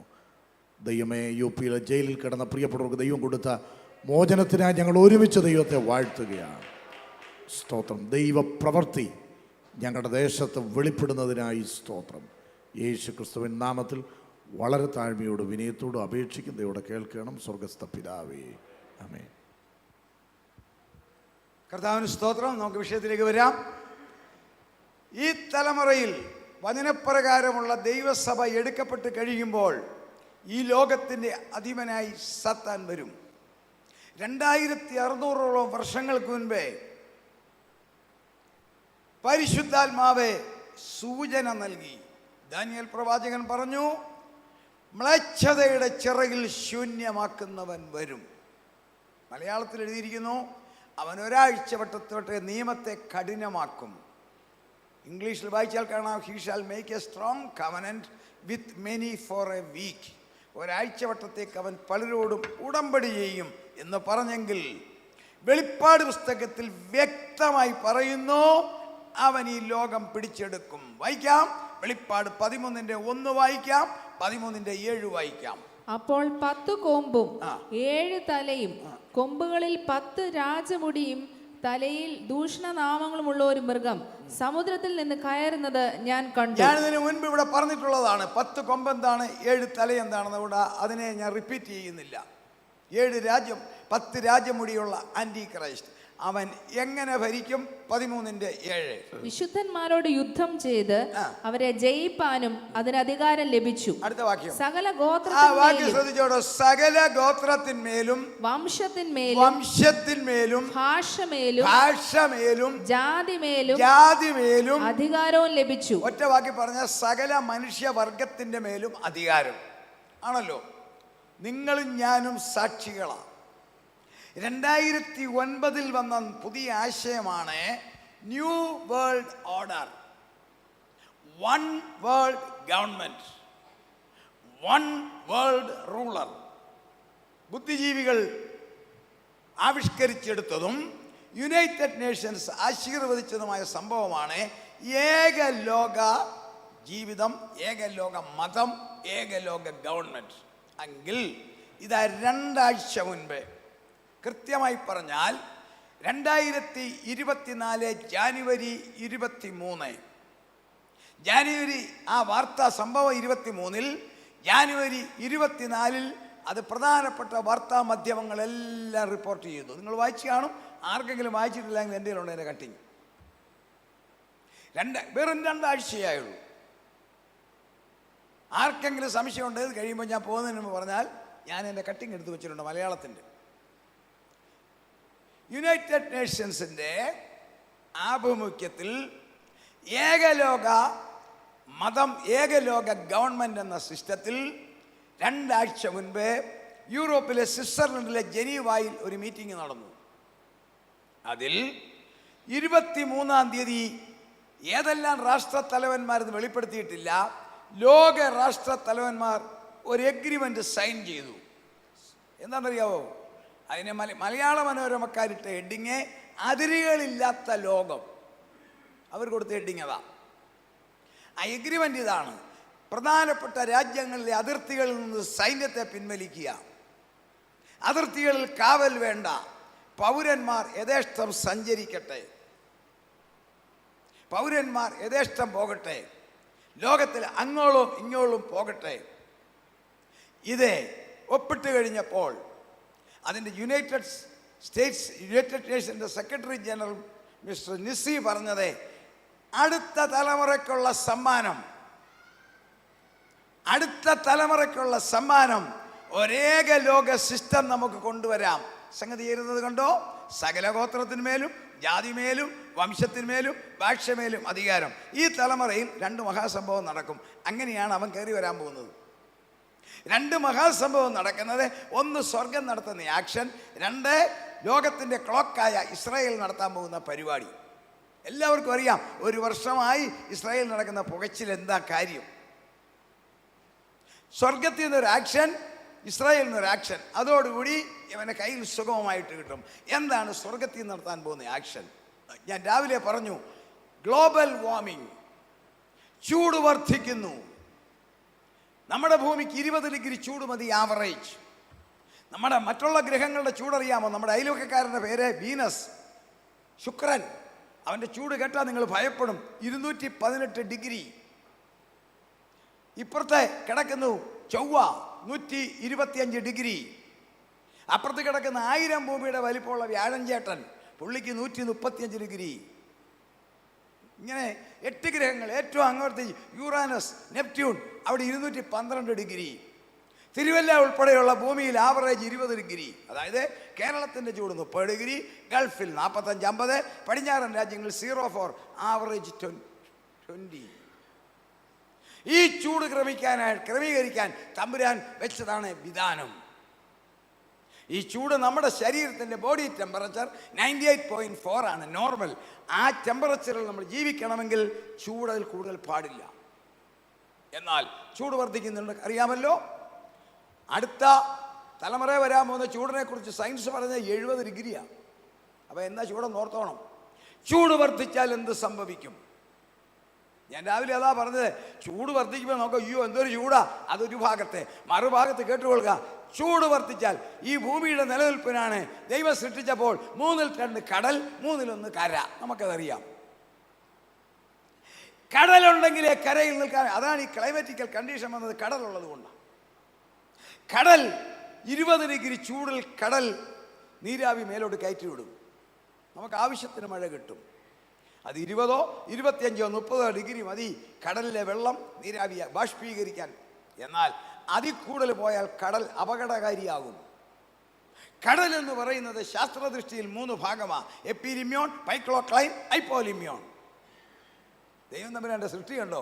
എപ്പിലിമ്യോൺ മേളിലത്തെ 300 അടിയാണ്. അവിടെ മാത്രമേ ഓക്സിജനും സൂര്യപ്രകാശവും ചെല്ലും. അതിൻ്റെ താഴെ മറ്റൊരു സാന്ദ്രതയാണ്, ഡെൻസിറ്റിയാണ്, പൈക്ലോക്ലൈൻ. അതിനടിയിൽ ഹൈപ്പോലിമ്യോൺ. എന്താണെന്നറിയാവോ? ഇത് 3 ഇങ്ങനെ വെച്ചിരിക്കുന്നത് കടലിനടിയിൽ പ്രഷർ ചെല്ലണം. കടലിനടിയിൽ വൾക്കാനോസ് ഉണ്ട്, അഗ്നിപർവ്വതമുണ്ട്. കടലിനടി ചെന്നാൽ 5 കിലോമീറ്റർ പോയാൽ മതി, വൾക്കാനോ സജീവമാണ്. അത് പൊട്ടാതിരിക്കാൻ അത് വെച്ചിരിക്കുന്നത് തമ്പുരാൻ്റെ പെരുന്നാളിന് വെടികെട്ട. അത് വെളിപ്പാട് കാണാം. ഒടുവിലൊരു വെടികെട്ടുണ്ട്. ഈ വെടികെട്ടൊന്നും അല്ലാതെ അതോടെയാണ് ഈ ഭൂമി കത്താൻ പോകുന്നത്.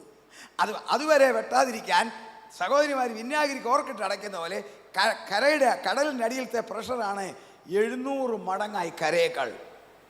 നമ്മൾ ആരെങ്കിലും ഈ ശരീരവുമായി എവിടെ ചെന്നാൽ 1/2 സെക്കൻഡ് മതി എൻ്റെ നിങ്ങളുടെ തല പൗഡറാവും. ആ പ്രഷറിൽ ഇങ്ങനെ ഈ വൾക്കാനോ ഇങ്ങനെ പിടിച്ച് പൊട്ടാതെ പ്രഷർ കൊടുത്തിരിക്കുക. എന്നാൽ 30 ഡിഗ്രി 35 ഡിഗ്രി ഒക്കെ കയറി കഴിയുമ്പോൾ കടലായി. 1998 തെക്കൻ അമേരിക്കയിൽ ഇക്വഡോറിൻ്റെ ഭാഗത്ത് കടലൊന്ന് അയഞ്ഞ് ചൂട് കൂടി. ആദ്യമൊന്നും നമ്മൾ അറിഞ്ഞില്ല. ചൂടങ്ങോട്ട് കൂടി. തെക്കൻ അമേരിക്കയിൽ ഇക്വഡോറിനടി കടൽ, പസഫിക് സമുദ്രത്തിൽ ഒരു വൾക്കാനോ പൊട്ടി, ഒരു അഗ്നിപർവ്വതം ഒന്നേ പൊട്ടിയുള്ളൂ. 6000 ഡിഗ്രിയിൽ മാഗ്മ കയറി വന്നു. കടലിനടിയിലെ ദ്രാവകം ലാവായല്ല, മാഗ്മായ.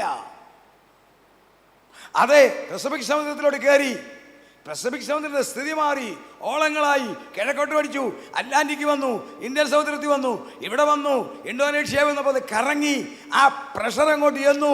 അവിടെ 9.9 റിക്ടർ സ്കെയിൽ എർത്ത് ഉണ്ടായി. അതിന്റെ പരിണത ഫലമാ മലയാളി ഉൾപ്പെടെ 3 ലക്ഷം പേർ മരിച്ച സുനാമി. ശാസ്ത്രം പറയുന്നു, ഇനിയും കേട്ടുകൊള്ളുക, ഇതുപോലെ ചൂട് കൂടിയാൽ മേഘങ്ങൾ മേലോട്ട് പൊങ്ങും. സീറോസ്, നിംബോസ്ട്രാറ്റസ്, സ്ട്രാറ്റസ്, ഇതൊക്കെയാണ് മേഘങ്ങൾ. മേഘങ്ങളുടെ പല ക്യാരക്ടറാ.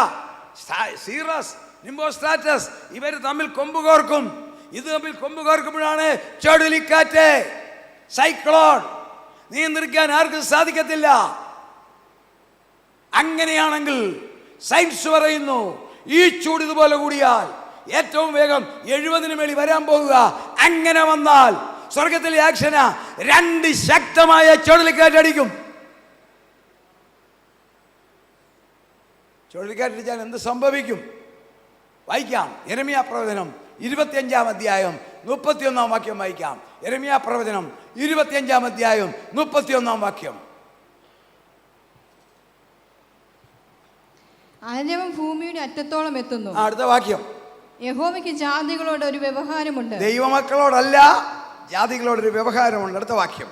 അവൻ സകല ജഡത്തോടും വ്യവഹരിച്ച് അടുത്ത വാക്യം ദുഷ്ടന്മാരെ വാളിനേൽപ്പിക്കും. അടുത്ത വാക്യം. സൈന്യങ്ങളുടെ യഹോവ ഇപ്രകാരം അരുളി ചെയ്യുന്നു, അനർത്ഥം ജാതിയിൽ നിന്ന് ജാതിയിലേക്ക് ഒറ്റ ദൈവ വൈതലനല്ല, കോഴി തന്റെ കുഞ്ഞുങ്ങളെ ചിറകടിയിൽ സൂക്ഷിക്കുന്നത് പോലെ ജീവപുസ്തകത്തിൽ പേരെഴുതിയിരിക്കുന്ന സകല ദൈവമക്കളെയും പരിരക്ഷിക്കുന്ന പരിപാടിയാണ്. അനർത്ഥം ജാതിയിൽ നിന്നും ജാതിയിലേക്ക് വരുന്നു. അടുത്ത വാക്യം. ഭൂമിയുടെ അറ്റങ്ങളിൽ നിന്ന് വലിയ കൊടുങ്കാറ്റ് ഇളകി വരും. അന്നാളിൽ യഹോവയുടെ നിഹിതന്മാർ ഭൂമിയുടെ ഒരറ്റം മുതൽ 2600 വർഷം മുമ്പേ ഒരു ശാസ്ത്രവും ഇല്ലാത്ത കാലത്തെ പരിശുദ്ധാത്മാവ് എഴുതി വെച്ചു, യഹോവയുടെ നിഹിതന്മാർ. അടുത്ത വാക്യം. ഭൂമിയുടെ അറ്റം മുതൽ മറ്റേ അറ്റം വരെ വീണ് കിടക്കും. ഭൂമിയുടെ ഒരറ്റം മുതൽ മറ്റേ അറ്റം വരെ 198 രാജ്യങ്ങളിലും കോടിക്കണക്കിന് ശവം കിടക്കും. അടുത്ത വാക്യം. അവരെ കുറിച്ച് ആരും വിലപിക്കയില്ല. ആരും വിലപിക്കത്തില്ല. അവരെ എടുത്ത് കുഴിച്ചിടുകയില്ല. ഫ്യൂണറൽ ഇല്ല. അടുത്തത്. അവർ നിലത്തിന് വളമായി തീരും. ഇതെന്താ സംഭവമാ? വചനമറിയാവുന്നവർക്കറിയാം. ഏലിയാവും എലീശായും മുട്ടി നടന്നു. അവർ സംസാരിച്ചുകൊണ്ട് ഇങ്ങനെ പോകുമ്പോൾ അഗ്നി അശ്വങ്ങളും അഗ്നിരഥങ്ങളും ആകാശത്തിൽ വന്നു. അടുത്തത് കേട്ടോണം. ഏലിയാവ് ചുഴലിക്കാറ്റിൽ സ്വർഗങ്ങളിലേക്ക് കയറി. എനിക്കും നിങ്ങൾക്കും ഗൈഡ് ലൈൻ തരിക.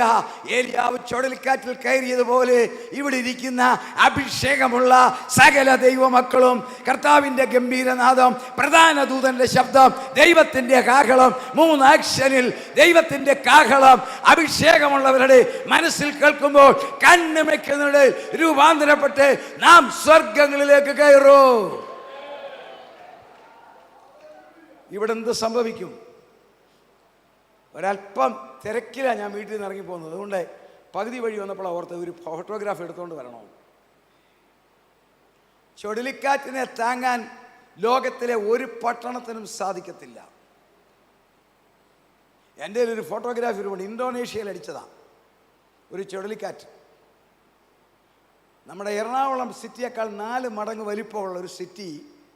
അത് കഴിഞ്ഞ് ഏരിയൽ ഫോട്ടോ എടുത്ത റോയിറ്റേഴ്സ്. എറണാകുളം പട്ടണത്തെക്കാൾ 4 മടങ്ങ് വലിപ്പമുള്ളൊരു പട്ടണം ഈ ചുഴലിക്കാറ്റിൽ ആക്രിക്കട ഇരുമ്പ് കൂട്ടിയിട്ടിരിക്കുന്നതുപോലെ കൂട്ടിയിട്ടു. ലോകം കാണാൻ പോകുന്ന കർത്താവിൻ്റെ വരവ് കഴിഞ്ഞാൽ പിറ്റേ ദിവസം പത്രക്കാരൻ വരും, പാലുകാരൻ വരും, അല്ലേ, ദൈവമക്കളൊക്കെ എടുക്കപ്പെടും, ആ വീട്ടിൽ കയറി താമസിക്കാം എന്ന് സ്വപ്നം കാണുന്ന വിളികളും ഉണ്ട്, എന്നോട് പറഞ്ഞിട്ടുണ്ട്. അതൊക്കെ വ്യർത്ഥമാകാൻ പോകുന്നു. എന്നറിയാവോ? ഈ ചർച്ചിൽ എന്ത് നടന്നെന്ന് ആ റോഡിൽ അറിയത്തില്ല. അതിശക്തമായ ചുഴലിക്കാറ്റടിക്കും. അതാണ് ബുദ്ധിയുള്ളവർക്ക് മനസ്സിലാക്കാൻ. ലോകത്തിലെ സകല രാജ്യങ്ങളിലും അമേരിക്ക മുതൽ ഓസ്ട്രേലിയ വരെ ചുഴലിക്കാറ്റടിപ്പിച്ച് സകലതും തരിപ്പണമായത് നിങ്ങൾ കാണുന്നില്ലേ? റെയിൽവേ പാലം ഇണ്ട് കീറും, ഹല്ലേലൂയ, ഫ്ലൈ ഓവറുകൾ കുപ്പിവള പോലെ ഒടിഞ്ഞു പോകുന്നു, വലിയ ബഹുനില കെട്ടിടങ്ങൾ മരച്ചീനി പറിക്കുന്ന പോലെ പറിച്ചു മാറുന്നു, എയർപോർട്ടുകൾ നിശ്ചലമാകുന്നു. സംഭവിക്കാൻ പോവുകയാണ്. ഈ എയർപോർട്ടുകൾ നിശ്ചലമാകും, ടവറുകൾ നിലംപൊത്തും, ഇലക്ട്രിക് ടവറുകൾ നിലംപൊത്തും, സാറ്റലൈറ്റുകൾ മുഴുവൻ താഴെ വരും, ഇന്റർനെറ്റ് നിശ്ചലമാകും. ഇവിടെ എന്ത് നടന്നെന്ന് ആ റോഡിൽ അറിയത്തില്ല. അപ്പോൾ സക്കറിയാവ് 14 പറയുന്നു, സൂര്യനും മാറിപ്പോകും, കോടിക്കണക്കിന് ശവവിടെ കിടക്കും. വാഹനങ്ങൾ നിരത്തിൽ കൂടി പോകുന്നത് കരിയില പോലെ പറന്നു പൊങ്ങും. ഒന്ന് ഭാവനെ കണ്ടേ, മനുഷ്യന്റെ സകല കൺസ്ട്രക്ഷനും തവിട് പൊടിയാവും. ആ കൂട്ടത്തിൽ ഒരു ന്യൂനപക്ഷം ദൈവമക്കൾ എടുക്കപ്പെട്ടെന്ന് ആരറിയും? Praise the lord. ഒരു കോടിക്കണക്കിന് ജനം ചത്തുകിടക്കും. വായിച്ചില്ലേ? കോടിക്കണക്കിന് ജനം മുറിവേറ്റ് കയ്യും കാലും ചതഞ്ഞ് അയ്യോ വിളിച്ച് കെട്ടിടത്തിൻ്റെയും അല്ലെങ്കിൽ കൺസ്ട്രക്ഷൻ തകർന്നതിൻ്റെയൊക്കെ അടിയിൽ കിടന്ന്, പാലത്തിൻ്റെയും പാളത്തിൻ്റെ അടിയിൽ കിടന്ന് കരയും. മാനുവൽ വാക്കിംഗ് നടക്കത്തില്ല. അറിയാമോ? ഇവിടുന്ന് അവിടം വരെ പോകാനൊക്കാത്ത വിധത്തിൽ മുഴുവൻ തകർന്ന് തരിപ്പണമാകും. ആരും കാണത്തില്ല, അധികാരികൾക്കൊന്നും ചെയ്യാൻ സാധിക്കത്തില്ല. അവരുടെ കമ്മ്യൂണിക്കേഷൻ പവർ പോകും, അവരുടെ സാറ്റലൈറ്റുകൾ താഴെ വരും, ഇലക്ട്രിക് ടവറുകൾ നിലംപൊത്തും, മുഴുവൻ ഇന്റർനെറ്റും പൊളിഞ്ഞ് സൂര്യനും മാറുമ്പോൾ ആർക്കും പ്രവർത്തിച്ചുകൂടാൻ മേലാത്ത രാത്രി വരുന്നു. അതാ കർത്താവ് പറഞ്ഞത്, ആർക്കും പ്രവർത്തിച്ചു കൂടാൻ മേലാത്ത രാത്രി വരുന്നു. ശവങ്ങൾ കുമിഞ്ഞു കിടക്കും. ഇതിലൊക്കെ ഒരുപാട് ഞാൻ വിശദീകരിക്കാം. അണക്കെട്ടുകൾ പൊട്ടും. ലോകത്തിലെ ഏറ്റവും ചെറിയൊരു അണക്കെട്ടാണ് മുല്ലപ്പെരിയാർ. അത് പൊട്ടിയാൽ വരുന്ന കോൺസിക്വൻസ് എന്താണെന്ന് ശാസ്ത്രലോകം വിലയിരുത്തി. അത് ഇടുക്കിയിൽ അല്ലെങ്കിൽ നമ്മുടെ കുമളിക്കപ്പുറത്താണല്ലോ. അവിടെ പൊട്ടിയാൽ അവർ പറയുന്നത് 4-ാം ദിവസം എറണാകുളത്ത് MG റോഡിൽ 8 അടി വെള്ളം പൊങ്ങും. അപ്പോൾ ലോകത്തിലെ അതിഗംഭീര അണക്കെട്ടുകൾ പൊട്ടിയാൽ എന്ത് സംഭവിക്കും? തീർന്നില്ല. ഈ ലോകത്തിലെ രാജ്യങ്ങൾ ക്രമീകരിച്ച് വെച്ചിരിക്കുന്ന ആറ്റം ആയുധങ്ങളും ആറ്റം പവറും വെച്ചിട്ട് അതിൻ്റെ മേളിൽ വെച്ചിരിക്കുന്ന കോൺക്രീറ്റാ എത്ര അടിയാണെന്നറിയാമോ? 7 അടി. റേഡിയേഷൻ വരാതിരിക്കാൻ നമ്മുടെ വീടിൻ്റെയൊക്കെ കോൺക്രീറ്റ് 4 ഇഞ്ചാണ്. എന്നാൽ ഈ ആറ്റ നിലയങ്ങളുടെ എല്ലാം കോൺക്രീറ്റ് 7 അടി തിക്നെസ്. 7 അടിയെ അതിജീവിക്കത്തില്ല. ആ 7 അടിയിൽ 2012 ജപ്പാനിൽ ഒരു നിലയത്തിൻ്റെ കോൺക്രീറ്റ് 4 ഇഞ്ച് കീറിയതേ ഉള്ളൂ. 4 ഇഞ്ച്. അവിടെ സംഭവിച്ചത് നിങ്ങൾ പേപ്പറിൽ കണ്ടോ? 1200 ശവങ്ങൾ അടക്കാതെ റോഡിൽ റേഡിയേഷൻ ഏറ്റ് കിടന്നു. ചൈനക്കാരോട് വന്ന കപ്പലുകളെല്ലാം ബാൻ ചെയ്തു. ഇന്ത്യയാണ് 15,000 കുപ്പി ബോട്ടിൽ വെള്ളം കൊണ്ട് ഇറക്കി കൊടുത്തത്. ഒരു കുഞ്ഞ് ദ്വാരം വീണതാ. അങ്ങനെയാണെങ്കിൽ ഈ ലോകത്തിലെ 10-12 രാജ്യങ്ങൾ മനുഷ്യനെ തകർക്കാൻ നിർമ്മിച്ചു വച്ചിരിക്കുന്ന ആറ്റം നിലയങ്ങളുടെ കോൺക്രീറ്റ് എല്ലാം ഈ അപകടത്തിൽ വിട്ടു കീറുമ്പോൾ റേഡിയേഷൻ കൊണ്ട് നിറഞ്ഞ ഒരു ഭൂമി, കോടിക്കണക്കിന് ശവം, കോടിക്കണക്കിന് മുറിവേറ്റവർ, അന്ധകാരം ഭൂമിയെയും ഭൂമണ്ഡലത്തെയും മൂടും. ഒരു ബന്ധവുമില്ല, ടെലിഫോണില്ല, TV ഇല്ല, യാതൊന്നുമില്ല.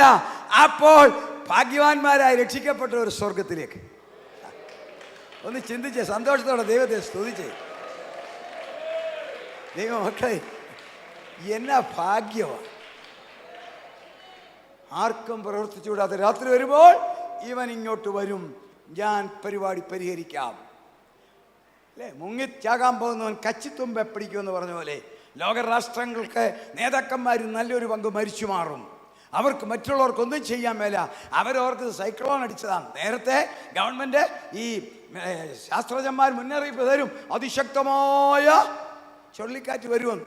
ഞാൻ വിചാരിക്കുന്നത് സകല ഗവൺമെൻറ് അവധി കൊടുക്കും, 3 ദിവസത്തെ അവധി കൊടുക്കും. വീട്ടിലെല്ലാവരും വീട്ടിൽ നിന്നോളാൻ പറയും. ദൈവമക്കൾ പ്രാർത്ഥിച്ചും ദൈവദാസനോ നമ്മളോട് ഉപവസിച്ചും നല്ലൊരു സൗകര്യമായിട്ട് നമ്മൾ ചർച്ചിലോ വീട്ടിലോ പ്രാർത്ഥിച്ചിരിക്കും, ബൈബിൾ ക്ലാസ്സോ ധ്യാനമോ. അല്ലാത്ത മിടുക്കന്മാർ 3 ദിവസം അവധിയാ, 750 3 കുപ്പിയും 4 കോഴിയും മേടിച്ച് TVയും വെച്ചിരിക്കും. ഇത് അടിച്ചോണ്ടിരിക്കുമ്പോഴാണ് ഈ സംഭവം. കുപ്പി എതിലേ പോയി, കോഴി എതിലേ പോയി, TV എതിലേ പോയി. അവൻ അവിടെ ചത്തൊടുങ്ങി കിടക്കും, ഇരുട്ടായിരിക്കും. എന്നാൽ ആരാധിച്ചുകൊണ്ട് പ്രാർത്ഥിച്ചുകൊണ്ടിരിക്കുന്ന ദൈവമക്കൾ അവൻ പ്രത്യക്ഷനാകുമ്പോൾ നാം അവനെ തേജസ്സോടെ കാണുവാൻ രൂപാന്തരപ്പെടും. അവൻ ഇങ്ങോട്ട് ഭരിക്കും. സമയത്തിന് പരിമിതിയുണ്ട്. ലോകത്തിന്റെ ക്ലോക്ക് ഇസ്രായേൽ. അടുത്ത ആക്ഷൻ, 2 ആക്ഷനാണ്. അതിലൊന്നാണ് സ്വർഗത്തിന്റെ ആക്ഷൻ. സ്വർഗത്തിന്റെ ആക്ഷനാണ് ചുഴലിക്കാറ്റ്. അതിൻ്റെ മുന്നോടിയാണ് ചൂട്. അപ്പം നാളെ അത് ചൂട് കൂടുമ്പം കർത്താവേ എന്ന് പറയരുത്, അയ്യോ നീ വരാറായോ എന്ന് പറ, ഫാനിട്ടോ AC ഓൺ ചെയ്തോ കുഴപ്പമില്ല, എന്നാലും പറയണം എൻ്റെ കർത്താവ് ഇച്ചിരൂടെ അടുത്തല്ലോ, എൻ്റെ രൂപാന്തരം ഇച്ചിരൂടെ അടുത്തല്ലോ എന്ന് സന്തോഷത്തോടെ പറയണം. നോക്കിക്കേ, കേരളത്തിലാണോ ചൂട്? ഗ്ലോബൽ വാർമിംഗ് ആണ്. അറിയാമോ ഗ്ലോബൽ വാർമിംഗ്? 5600 അടി പൊക്കം ഉണ്ടായിരുന്ന ഹിമാലയത്തിലെ മഞ്ഞ് ചൈനീസ് ശാസ്ത്രജ്ഞന്മാർ മെഷർ ചെയ്തു. 4 വർഷം കഴിഞ്ഞ് ചെയ്തപ്പോൾ വെറും 5 അടി ബാക്കി അങ്ങോട്ട് പോയി ഈ ഇന്ത്യൻ സമുദ്രത്തിലേക്ക് വന്നു മാറി. ചൂട് ചെറുതല്ല. അറ്റ്ലാന്റിക്കിൽ അന്റാർട്ടിക്ക ഭൂമിയുടെ കൂളർ 3 ഐസാ, polar ice, pack ice, fast ice. ഐസിൻ്റെ പേരാ, അതിൻ്റെ ക്യാരക്ടർ അതാ. പോളാർ ഐസ് ഏറ്റവും അടിയിൽ, അതിൻ്റെ മേളിൽ പാക്ക് ഐസ്, അതിൻ്റെ മേളിൽ ഫാസ്റ്റ് ഐസ്.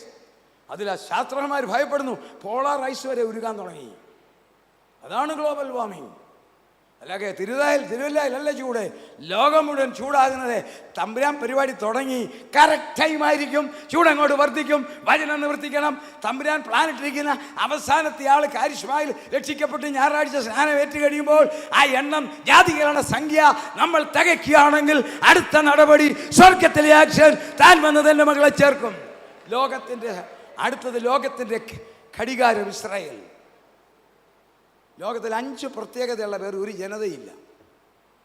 1, ഇങ്ങനൊരു ജനത ഉണ്ടാകാൻ യാതൊരു സാധ്യതയുമില്ല. അതിന് പറയുന്ന മൃതപ്രായൻ. വേദപുസ്തക ഭാഷയാ മൃതപ്രായൻ. മൃതപ്രായന് അതിൻ്റെ മനസ്സിലാക്കണമെങ്കിൽ നമ്മുടെ തിരുവല്ല ഭാഷ ചിന്തിക്കണം. അബ്രഹാം ഇന്നിവിടെ ജീവിച്ചിരുന്നു വിചാരിച്ചു, വയസ്സ് 99, അതായത് മൃതപ്രായൻ. അബ്രഹാം ഇവിടെ തിരുവല്ലയിലുണ്ടായിരുന്നു. അബ്രഹാം മരിച്ചു. മനോരമ ന്യൂസ് വന്നു, ഇറാഖുകാരൻ തിരുവല്ലായി വന്ന താമസിച്ച അബ്രഹാം 99 നിര്യാതനായി. അല്ലേ? ആരെങ്കിലും ചോദിക്കുമോ അയ്യോ മരിച്ചോ എന്ന് ചോദിക്കുമോ? ഇല്ല. അങ്ങനെ അടി എഴുതി വെക്കും, ശവസംസ്കാരം പിന്നീട്. ആർക്കെങ്കിലും അതിശയമുണ്ടോ? ഇല്ല. ആ പുള്ളിക്കാണ് മക്കളെ കിട്ടിയത്. 1. 2, നമ്മൾ നമ്മുടെ കുഞ്ഞുങ്ങൾക്കൊക്കെ പേരിടുന്നു. നമ്മളല്ലേ നമ്മുടെ മക്കൾക്ക് പേരിടുന്നത്. ഈ ജനത്തിന് പേരിട്ടതാരാ? യഹോവ. 32:28 ആ ഉൽപ്പത്തി. നീ ദൈവത്തോടും മനുഷ്യനോടും മല്ല് പിടിച്ചതിനാൽ നിന്റെ പേർ ഇസ്രായേൽ. 2ാമത്തെ പ്രത്യേകത. 3ാമത്തത്, ഇവരുടെ അല്ല കനാൻ നാട്. പലസ്തീൻ ഇവരുടേതല്ല. പലസ്തീൻ എന്ന് പറഞ്ഞാൽ ഫെലിസ്തീനയുടെ നാടെന്നാ. അതാരാണെന്ന് ചിന്തിക്കാൻ സമയമുണ്ടെന്ന് തോന്നുന്നില്ല. കനാൻ നാടെന്ന് പറഞ്ഞാൽ ഹാമിൻ്റെ പുത്രനായ കനാൻ്റെ നാടാണ്. ഇവരുടെ നാടല്ല, ഇവരുടെ ഇത് വാഗ്ദത്ത നാടാ. കർത്താവ് പറഞ്ഞു, ഉൽപ്പത്തി 15:18 പറയുന്നു, ഞാൻ നിനക്ക് തരാം വാഗ്ദത്ത നാട്. 4, ലോകത്തിൽ ഒരു ജനതയ്ക്കും ചട്ടങ്ങളും കൽപ്പനകളും തമ്പുരാൻ എഴുതി കൊടുത്തില്ല, ഇവർക്ക് മാത്രം. 5, ഒരുത്തരോടും ആലയം നിർമ്മിക്കാൻ പറഞ്ഞിട്ടില്ല ദൈവം. പെന്തിക്കോസുകാരായ നമ്മളോടും പറഞ്ഞിട്ടില്ല. നമ്മളോട് ഇച്ചിരി ഹൈ ടോക്സിക്കാ, നിന്റെ ശരീരം എൻ്റെ ആലയമാണെന്ന്. പക്ഷെ ഇവരോട് പറഞ്ഞു, ഞാൻ നിങ്ങളുടെ നടുവിൽ വസിക്കാൻ നിങ്ങൾ എനിക്കൊരു ആലയം പണിയണം. ഈ 5 പ്രത്യേകതയുള്ള ജനം നോക്കിക്കേ, 1.5 വർഷമായി കിടന്ന് കളിക്കുന്ന കളി കണ്ടോ? ഈ കുഞ്ഞു രാജ്യം, കേരളത്തിൻ്റെ ജനസംഖ്യ 3.5 കോടി, അവരുടെ ജനസംഖ്യ 95 ലക്ഷം. കേരളത്തിൻ്റെ 3-2 വലിപ്പം. ഈ കുഞ്ഞു രാജ്യത്തോടെ എത്ര പേരാ കളിക്കുന്നത്? പക്ഷെ ഒരു കാര്യം പറയാം, ലോകത്തിലെ 198 രാജ്യങ്ങൾ എതിർത്താൽ ഇവനെ തൊടാനൊക്കത്തില്ല, നടക്കത്തില്ല. വചനമാ, ഞാൻ ലോകത്തിൻ്റെ രാഷ്ട്രീയമല്ല, വചനമാ. എന്തുകൊണ്ട് പറ്റത്തില്ല? ഇനി അമേരിക്ക മുതൽ ഇന്ത്യ വരെയുള്ള ചൈനയോ ജപ്പാനോ റഷ്യയോ ലോകത്തിലെ മുഴുവൻ രാജ്യങ്ങളും എതിർത്താലും ഇസ്രായേലിനെ ചെയ്യാൻ ഒക്കത്തില്ല. കാരണം ബൈബിളാ പഠിപ്പിക്കുന്നത്. വായിക്കാം, 135 സങ്കീർത്തനം 4 വാക്യം ഒന്ന് വായിക്കാം. 1-ാമത്തെ വാക്യം, 135 സങ്കീർത്തനം 4 വാക്യം.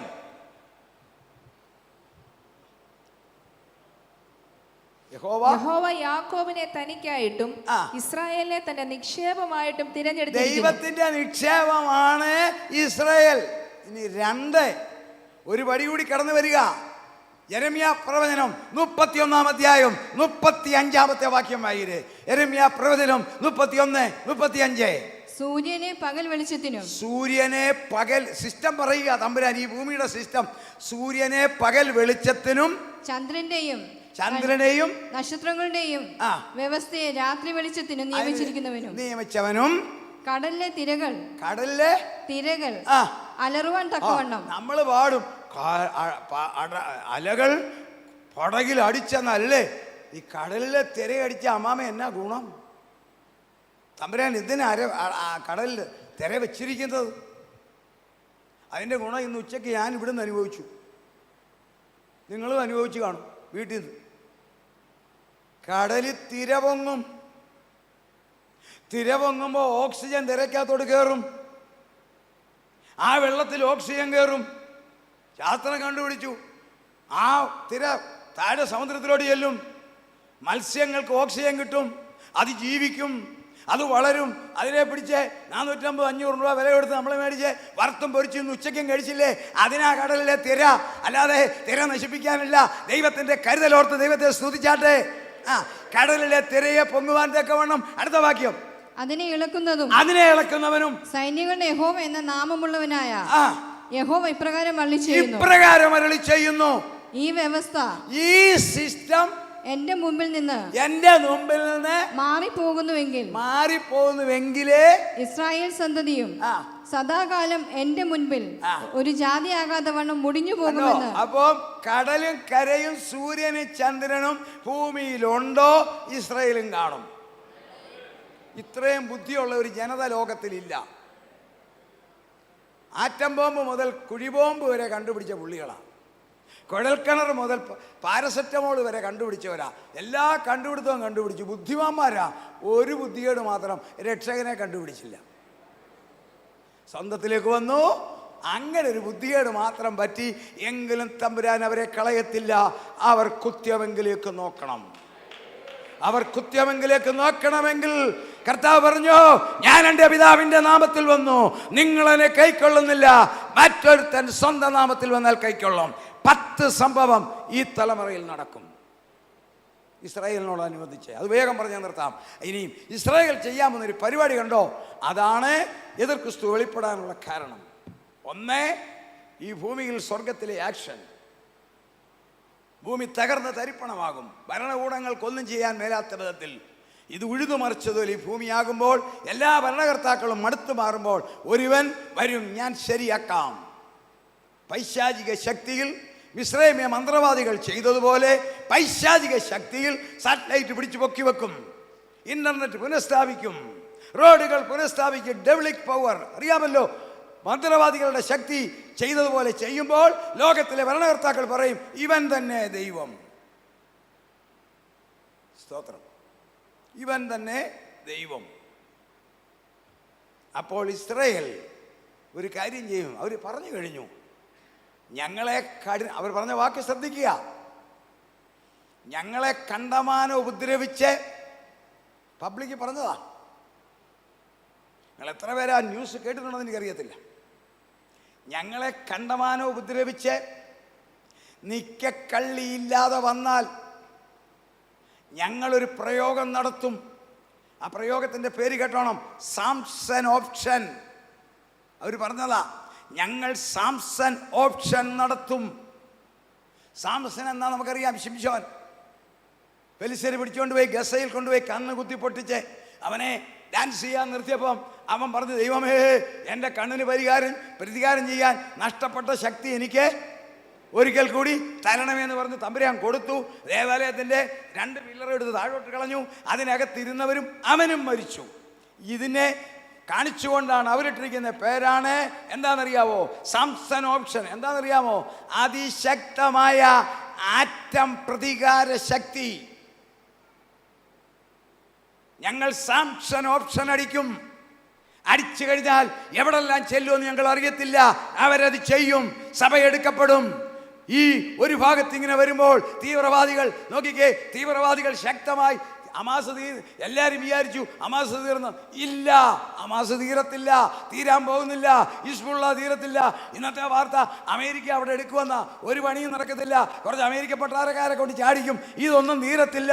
ഇസ്രായേലിനെ വല്ലാണ്ട് ഞെക്കിക്കഴിയുമ്പോൾ, നിവൃത്തിയില്ല വരുമ്പോൾ അവർ സാംസൺ ഓപ്ഷൻ അടിക്കും. അവർ പറഞ്ഞു കഴിഞ്ഞു, ഞങ്ങൾ അടിക്കും. അടിച്ചു കഴിയുമ്പോൾ 10 കാര്യങ്ങൾ നടക്കും. ബൈബിൾ പഠിപ്പിക്കുന്നു. 1, എതിർ ക്രിസ്തുവിനെ അംഗീകരിക്കും. ഞാൻ എൻ്റെ പിതാവിൻ്റെ നാമത്തിൽ വന്നു, നിങ്ങൾ എന്നെ കൈക്കൊള്ളുന്നില്ല. മറ്റൊരുത്തൻ സ്വന്തം നാമത്തിൽ വന്നാൽ കൈക്കൊള്ളും. നമ്പർ 1, എതിർ ക്രിസ്തുവിനെ സ്വീകരിക്കും. 2, പകരം കൊടുക്കുന്നൊരു കാര്യമുണ്ട്. എന്നാന്നറിയാമോ? അവർക്ക് പകരം കിട്ടാൻ പോവുക. ഒരു എഗ്രിമെൻ്റ് വരും. ഒരു എഗ്രിമെൻ്റ് വരും. ആ എഗ്രിമെൻറ്റിൽ യെരുസലേം ഈ പലസ്തീനികൾക്ക് തിരിച്ചു കൊടുക്കും. ചെയ്യാൻ പോവുക. പലസ്തീനികളെന്ന് പറയുന്നത് ആരാണെന്നറിയാമോ? നിങ്ങൾ വീട്ടിൽ പോയി വായിച്ചാൽ മതി, സമയമില്ല വായിക്കാൻ. വായിച്ചാൽ രസകരമാണ്. നമ്മൾ ഈ അന്നമ്മ, കുഞ്ഞമ്മ, ശോശാമ്മ എന്ന പ്രാസത്തിൽ പേരിടുകയല്ലേ? ചാക്കോച്ചൻ, കുട്ടച്ചൻ, മാത്തച്ചൻ. ഇതുപോലെ ആദ്യം പേരിട്ടത് ആരാന്നറിയാമോ? മിസ്രൈമ. ഒന്ന് വായിച്ചേ. അതുകൊണ്ട് അത് മാത്രം വായിക്കാം. ഹാമിൻ്റെ മകനായ മിസ്രൈമിൻ്റെ മക്കളാണ്. ഉൽപ്പത്തി 10:13 വായിച്ചേ. എന്നാ രസമെന്നറിയാമോ പേര് കേൾക്കാൻ? അത് കേട്ടായിരിക്കും മലയാളികൾ ഈ പേരിട്ടത്. കുഞ്ഞമ്മ, അന്നമ്മ, ശോശാമ്മ, അവറാച്ചൻ, കുട്ടച്ചൻ, കുഞ്ഞച്ചൻ. നോക്കിക്കേ, ഒന്ന് വായിച്ചേ. 10:13. മിസ്രൈമോ, ലൂദീം, അനാമീം. വായിച്ചോ? എല്ലാം മീമ. അനാമീം, ലഹാബീം. വായിച്ചോ? മഫ്തൂഹീം, പത്രൂസീം. വായില്ലേ? എന്നാ തപ്പല്? കുസ്ലൂഹീം. എല്ലാം കേട്ടോ. ലൂദീം, അനാമീം, ലഹാഖീം, നഫ്തൂഹീം, പത്രോസീം, കുസ്ലീഹീം. കാണാതെ പഠിക്കണം കൃപയുണ്ടെങ്കിൽ. അതൊക്കെ ഇങ്ങനെ എല്ലാ ഹീം ഇട്ട വേണ്ട. മലയാളി, കുഞ്ഞമ്മ, അന്നമ്മ, ശോശാമ്മ, ചാണ്ടിച്ചൻ, മാത്തച്ചൻ, കുഞ്ഞച്ചൻ. ഇവരിൽ നിന്നും ഫെലിസ്ത്യരുണ്ടായി. അവരുടെ നാടായി ഈജിപ്റ്റ്. അവിടുന്ന് അവർക്ക് കിട്ടിയ സ്ഥലമാണ് ഗാസ ഉൾപ്പെടെയുള്ള പലസ്തീൻ. ഇന്നും പലസ്തീന് വെള്ളം കൊടുക്കുന്ന ആരാ? ഇസ്രായേൽ. വൈദ്യുതി കൊടുക്കുന്ന ആരാ? ഇസ്രായേൽ. ഉടമ്പടി നമ്പർ 1. ഈ ലോകത്തിൽ അവർ സാംസൺ ഓപ്ഷൻ അടിച്ച് തകർന്ന തരിപ്പണമാകും. ശവം കുമിഞ്ഞുകൂടും. എതിർ ക്രിസ്തു വെളിപ്പെടും. അവനുമായിട്ട് ഉടമ്പടി ചെയ്യും. നമ്പർ 1. 2, ഉടമ്പടി പ്രകാരം ജെറുസലേം വിട്ടുകൊടുക്കും. എനിക്ക് 10 മിനിറ്റ് കൂടെ കൂടുതൽ തന്നിട്ടുണ്ട്. നിങ്ങൾക്ക് വിരോധമില്ല, കര ഉയർത്തല്ല, ഞാനിവിടെ തീർക്കാം. 3, ഏകദൈവത്തിൽ വിശ്വസിക്കുന്ന 3 മതങ്ങളുടെ പുണ്യഭൂമിയായ ജെറുസലേം. ഏകദൈവത്തിൽ വിശ്വസിക്കുന്ന ഇസ്ലാം മതം, യഹൂദ മതം, ക്രൈസ്തവ മതം. ഈ 3 മതത്തിന് ഹോളി സിറ്റി ഇല്ലേ? ആ ഹോളി സിറ്റിയെക്കുറിച്ച് ദുഃഖകരമായ ഒരു വാർത്ത ഞാൻ പുറകെ പറയും. നിവർത്തിക്കാൻ പോവുക. മുസ്ലിങ്ങളുടെ 3 പ്രത്യേകത. അവരുടെ ഒടുവിലത്തെ പ്രവാചകൻ മുഹമ്മദ് നബി അവിടെ നിന്ന് സ്വർഗാരോഹണം ചെയ്തു എന്ന് അവർ പറയുന്നു. നമ്പർ 2, അതിൻ്റെ പ്രതീകമാണ് ഡോം ഓഫ് ആർക്ക്. 3, അറബികൾക്ക്, ഇസ്ലാം അല്ല, അറബികൾക്ക് 3 ദേവാലയമാണ്. 2 സൗദിയില, മെക്ക, മദീന. 3-മത്തത് എവിടെ അറിയാവോ? യെരുസലേമില, അലക്സ. യഹൂദന് 3 പ്രത്യേകത. അവരുടെ രാജധാനിയാണ് ജെറുസലേം. 2, അവരുടെ പാസ്ഓവർ പെസഹ നടത്തേണ്ട പട്ടണമാണ്. 3, ലോകത്തിൽ അവർക്ക് ഒരൊറ്റ ദേവാലയമേ അനുവാദമുള്ളൂ, ജെറുസലേം. ക്രൈസ്തവർക്ക് സഭാവ്യത്യാസമില്ലാത്ത 10 പ്രത്യേകത. നമ്മുടെ കർത്താവായ യേശു രക്ഷകൻ രാജാവായി ഡിക്ലെയർ ചെയ്ത് പ്രവേശിച്ച ഒരേ ഒരു പട്ടണം ജെറുസലേം. 2, നമ്മുടെ കർത്താവിനെ അറസ്റ്റ് ചെയ്തതും ക്രൂശിച്ചതും ജെറുസലേം. നമ്മുടെ കർത്താവിൻ്റെ ഭൗതിക ശരീരം അടക്കിയതും ജെറുസലേം. 4, നമ്മുടെ കർത്താവ് ഉയർത്തത് ഗലീലയിലല്ല, ജെറുസലേമിൽ. 5, നമ്മുടെ കർത്താവ് സ്വർഗാരോഹണം ചെയ്തത് യെരുസലേമിലെ ഒലിവുമല. 6, പരിശുദ്ധാത്മാവിനെ അയച്ചത് അന്ത്യോക്യയിലുമല്ല, റോമിലുമല്ല, അമേരിക്കയിലുമല്ല, യെരുസലേമിൽ. 7, ക്രൈസ്തവ സഭ ആരംഭിച്ചത് അന്ത്യോക്യയിലുമല്ല, റോമിലുമല്ല, അമേരിക്കയിലുമല്ല, യെരുസലേമിൽ. 8, ക്രൈസ്തവ സഭയ്ക്ക് അധികാരികളിൽ നിന്നും പീഡനം ആദ്യം ആരംഭിച്ചത് ജെറുസലേം. 9, ആദ്യത്തെ രക്തസാക്ഷി, ലോകത്തിൽ ക്രൈസ്തവരുടെ ആദ്യത്തെ രക്തസാക്ഷി സ്റ്റീഫൻ കല്ലേറുകൊണ്ട് മരിച്ചത് ജെറുസലേമിലെ തെരുവീതിയിൽ. 10, യഹൂദന്മാരില്ലാത്ത ജാതികളായ എനിക്കും നിങ്ങൾക്കും ദൈവസഭയിൽ പ്രവേശിക്കാൻ അനുവാദം തരുന്ന സ്വർഗത്തിലെ ദൈവത്തിൻ്റെ തീരുമാനത്തെ അപ്പോസ്തലന്മാർ അംഗീകരിച്ച യെരുസലേം കൗൺസിൽ, അപ്പോസ്തല പ്രവൃത്തി 15, ജെറുസലേമിൽ. ഈ പ്രത്യേകതയുള്ള ജെറുസലേം പലസ്തീനികൾക്ക് വിട്ടുകൊടുക്കും. തോമസ് മാമൻ പറഞ്ഞു പോവുകയല്ല, വാക്യം വായിക്കണം. വെളിപ്പാട് പുസ്തകം 11. 10 കാര്യങ്ങൾ ഞാൻ പറഞ്ഞത് ദൈവമക്കൾക്കുണ്ടാകുന്ന 7 പ്രത്യേകതയെക്കുറിച്ച് ഇനി ഒരിക്കൽ ചിന്തിക്കാം. പറയാൻ സമയമില്ല, വായിക്കാം. ഇത് വേഗം ഒന്ന് വേഗം വായിച്ചാട്ടെ. പിന്നെ ദണ്ഡു പോലെയുള്ള ഒരു കോൽ എന്റെ കയ്യിൽ കിട്ടി കൽപ്പന ലഭിച്ചത്, നീ എഴുന്നേറ്റ് ദൈവത്തിന്റെ ആലയത്തെയും യാഗപീഠത്തെയും അതിൽ നമസ്കരിക്കുന്നവരെയും അളക്കുക. ആലയത്തിന് പുറത്തുള്ള പ്രാകാരം അളക്കാതെ വിട്ടേക്കാം. അടുത്ത വാക്യം. അത് ജാതികൾക്ക് കൊടുത്തിരിക്കുന്നു. കണ്ടോ, ജാതികൾക്ക് കൊടുത്തിരിക്കുന്നു. വായിക്കാം. അവർ വിശുദ്ധ നഗരത്തെ 42 മാസം ചവിട്ടും. നടക്കുമെന്നല്ല, ചവിട്ടും. ജാതികൾ പിടിച്ചെടുക്കുകയല്ല, കൊടുക്കും. ബൈബിളിലെ വാക്യ സത്യമാണെങ്കിൽ നിവർത്തിക്കാൻ പോവുക. ജെറുസലേം വിട്ടുകൊടുക്കും. 1, ഏത് ക്രിസ്തു വെളിപ്പെടും, അവൻ അംഗീകരിക്കും. 2, ഉടമ്പടി ചെയ്യും. ആ ഉടമ്പടിയുടെ വിഷയമാണ് ജെറുസലേം വിട്ടുകൊടുക്കും, പകരം ദേവാലയം നിർമ്മിച്ചു കൊടുക്കും. അതാണ് 2 തെസ്സലോനിക്കർ 2:4 കാണുന്നത്. അവൻ ദേവാലയത്തിലിരിക്കും. ദേവാലയ നിർമ്മാണത്തിനുള്ള 95 വസ്തുക്കളും നിർമ്മിച്ച് പുരോഹിതന്മാരുടെ വേഷവും ധരിച്ച് ലേവ്യഗോത്രക്കാരെ DNA ടെസ്റ്റ് നടത്തി കണ്ടുപിടിച്ച് യാഗവും പഠിപ്പിച്ച് വച്ചിരിക്കുക. അനുവാദം കിട്ടിയാൽ 10 ദിവസത്തിനകം പണിയാൻ തയ്യാറാണെങ്കിൽ ദേവാലയം നിർമ്മിക്കുക. എന്നാ സന്തോഷമല്ല, നിന്റെ ആലയത്തെക്കുറിച്ചുള്ള എരിവനേക്ക് തിന്നു കളഞ്ഞു. ഇതുവരെ ലഭിക്കാത്ത ദേവാലയം അവർക്ക് അവിടെ കിട്ടിക്കഴിയുമ്പം പറയും, എൻ്റെ പൊന്നെ, ഇവൻ തന്നെ രക്ഷകൻ. അടുക്കടുക്കായിട്ട് ഞാൻ പറയുക. 1, എതിർ ക്രിസ്തുവിനെ അംഗീകരിക്കും. കർത്താവ് പറഞ്ഞതാ, നിങ്ങൾ അവനെ കൈക്കൊള്ളും, അവനെ ക്ലീൻ ചെയ്യാൻ പോവുക. 2, ഉടമ്പടി ചെയ്യുമ്പോൾ ഉടമ്പടിയുടെ ഭാഗമാണ് ജെറുസലേം വിട്ടുകൊടുക്കും. 3, ദേവാലയം കിട്ടും. 4, അവൻ്റെ ശരിക്കുള്ള ഓർഡർ അന്നേരം അടിക്കും. വെളിപ്പാട് 13:14. അത് ഈ ലോകത്തിൽ കൺമുമ്പിൽ കണ്ടതാ, വെളിപ്പാട് 13:14. വേഗം വായിച്ചേ. മൃഗത്തിന് മുൻപിൽ പ്രവർത്തിപ്പാൻ തനിക്ക് ബലം കിട്ടിയ അടയാളങ്ങളെ കൊണ്ട് ഭൂവാസികളെ തെറ്റിക്കുകയും വാളാൽ മുറിവേറ്റിട്ടും ജീവിച്ച മൃഗത്തിന് പ്രതിമ ഉണ്ടാക്കുവാൻ ഭൂവാസികളോട് പറയുകയും ചെയ്യുന്നു. അടുത്ത വാക്യം. മൃഗത്തിന്റെ പ്രതിമ സംസാരിക്കേണ്ടതിനും മൃഗത്തിന്റെ പ്രതിമയെ നമസ്കരിക്കാത്തവരെയൊക്കെയും കൊല്ലിക്കേണ്ടതിനും മൃഗത്തിന്റെ പ്രതിമയ്ക്ക് ആത്മാവിനെ കൊടുപ്പാൻ അതിന് ബലം ലഭിച്ചു. ദൈവമക്കളെ, പണ്ടേ കാലം നമ്മളത് കേട്ടതാ, മൃഗത്തിന്റെ പ്രതിമ സംസാരിക്കുമെന്നൊക്കെ ഇല്ലേ. അതിന്റെ റിഹേഴ്സൽ 2 ഭംഗിയായിട്ട് നടന്നു കഴിഞ്ഞു. 2 റിഹേഴ്സൽ. 1 2023 ജർമ്മനിയിലെ ഫ്ലൂവർത്ത് എന്ന് പറയുന്ന ഗ്രാമത്തിലെ ഇവാഞ്ചലിക്കൽ ചർച്ചിൽ ഞായറാഴ്ച 300-ൽ പരം വിശ്വാസികൾ ആരാധിക്കാൻ വന്നപ്പം ഒരു പുതിയ പാസ്റ്റർ, സുന്ദരൻ, എന്നാ സൗന്ദര്യമായെന്നറിയാവോ, നല്ല പ്രസംഗം. 40 മിനിറ്റ് കഴിഞ്ഞപ്പോൾ പറഞ്ഞു, ലോകത്തിലെ ആദ്യത്തെ ജനറേറ്റീവ് പ്രീ ട്രെയിൻ ട്രാൻസ്ഫോം, അതായത് ആർട്ടിഫിഷ്യൽ ഇൻ്റലിജൻസിൻ്റെ സന്താനമാണ് ഞാൻ. ജനം അതിശയിച്ചു പോയി. ആർട്ടിഫിഷ്യൽ ഇൻ്റലിജൻസ് നമ്മൾ ഓർക്കുന്നത് കേരള പോലീസ് വെച്ചിരിക്കുന്ന ഈ ക്യാമറ, അതൊന്നും അല്ല സംഭവം. ആർട്ടിഫിഷ്യൽ ഇൻ്റലിജൻസിൽ ഒരു ശുശ്രൂഷകൻ, നമ്മുടെ ഭാഷയിൽ ഒരു പാസ്റ്റർ പ്രസംഗിച്ചു. പക്ഷെ 40 മിനിറ്റ് കഴിഞ്ഞപ്പോൾ പുള്ളിയുടെ ഗ്യാസ് തീർന്നു. കേട്ടല്ലോ, വരുന്നു പുതിയ തലമുറ. പാസ്റ്റർമാരെ അന്വേഷിക്കത്തില്ല. പാസ്റ്റർമാർക്ക് ശമ്പളം കൊടുക്കണം, പാസേജ് കൊടുക്കണം, കാറ് കൊടുക്കണം, ഇതൊന്നും വേണ്ട. ഇതിനെ കൊണ്ട് വെച്ചാൽ മതി. 40 മിനിറ്റ് കഴിഞ്ഞ് സെക്രട്ടറി എടുത്തുകൊണ്ട് പോയി സൈഡ് റൂമിലിട്ട് പ്ലഗ് കുത്തിയിട്ടാൽ മതി. പിറ്റേ ആഴ്ചത്തേക്ക് ചാർജ് ആകും, പ്രസംഗിക്കും. വരുന്നു. ഇതെല്ലാം കേരളത്തിലും വരാൻ പോവുക. ഇങ്ങനത്തെ ഒരു പെണ്ണിനെ കല്യാണം കഴിച്ച പുള്ളി ജീവിച്ചിരിപ്പുണ്ടറിയാവോ? ആർട്ടിഫിഷ്യൽ ഇൻ്റലിജൻസ് പെണ്ണിനെ രജിസ്റ്റർ മാരേജ് കഴിച്ചാൽ ആൾ ജീവിച്ചിരിക്കുന്നെങ്കിൽ ഇത് വരും. 2024 ഡിസംബർ സ്വിറ്റ്സർലൻഡിലെ ഒരു പള്ളിയിൽ കുമ്പസാരിക്കാൻ ചെന്നപ്പം അപ്പുറത്ത് പുരോഹിതനല്ലേ യേശു തമ്പുരാൻ. അയ്യോ, എന്നാ സന്തോഷമെന്നറിയോ ചെന്നവർക്ക്. നിന്റെ മുഴുവൻ പാപവും മോഹിച്ചെന്ന് പറഞ്ഞു. പിറ്റേ ആഴ്ചയിൽ ആൾ അടുത്തു. യേശു തമ്പുരാൻ ആരാ? ഇതേ സാധനം, ആർട്ടിഫിഷ്യൽ ഇൻ്റലിജൻസ്. ഇത് രണ്ടും ലോകത്തിൽ കണ്ടുവെങ്കിൽ ഈ സിസ്റ്റത്തിൽ നിർമ്മിത ബുദ്ധി, കൃത്രിമ ബുദ്ധിയല്ല, നിർമ്മിത ബുദ്ധിയിൽ എല്ലായിടത്തും അവൻ സംസാരിക്കാൻ തുടങ്ങുമ്പോൾ, അവനെ നമസ്കരിക്കാൻ പറയുമ്പോൾ ഇസ്രായേലിടറും. അല്ലേ? അടുത്ത കാര്യം, 2 കാര്യം. 2 സാക്ഷികളുടെ ശവം അവിടെ കിടക്കും. അറിയാമല്ലോ. ആ വാക്യം മാത്രം ഒന്ന് വായിക്കാം.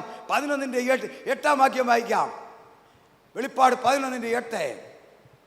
അവരുടെ കർത്താവ് ക്രൂശിക്കപ്പെട്ടതും ആത്മീയമായ സോദോം എന്നും മിസ്രൈം എന്നും പേരുള്ളതുമായ മഹാനഗരത്തിന്റെ വീതിയിൽ അവരുടെ ശവം കിടക്കും. 2 സാക്ഷികൾ ആരും ആയിക്കൊള്ളട്ടെ, നമുക്ക് അവരെ കുറിച്ച് പല ചിന്താതികളാണ്. അതായത് അതിലൊന്നും ഞാൻ പ്രവേശിക്കുന്നില്ല.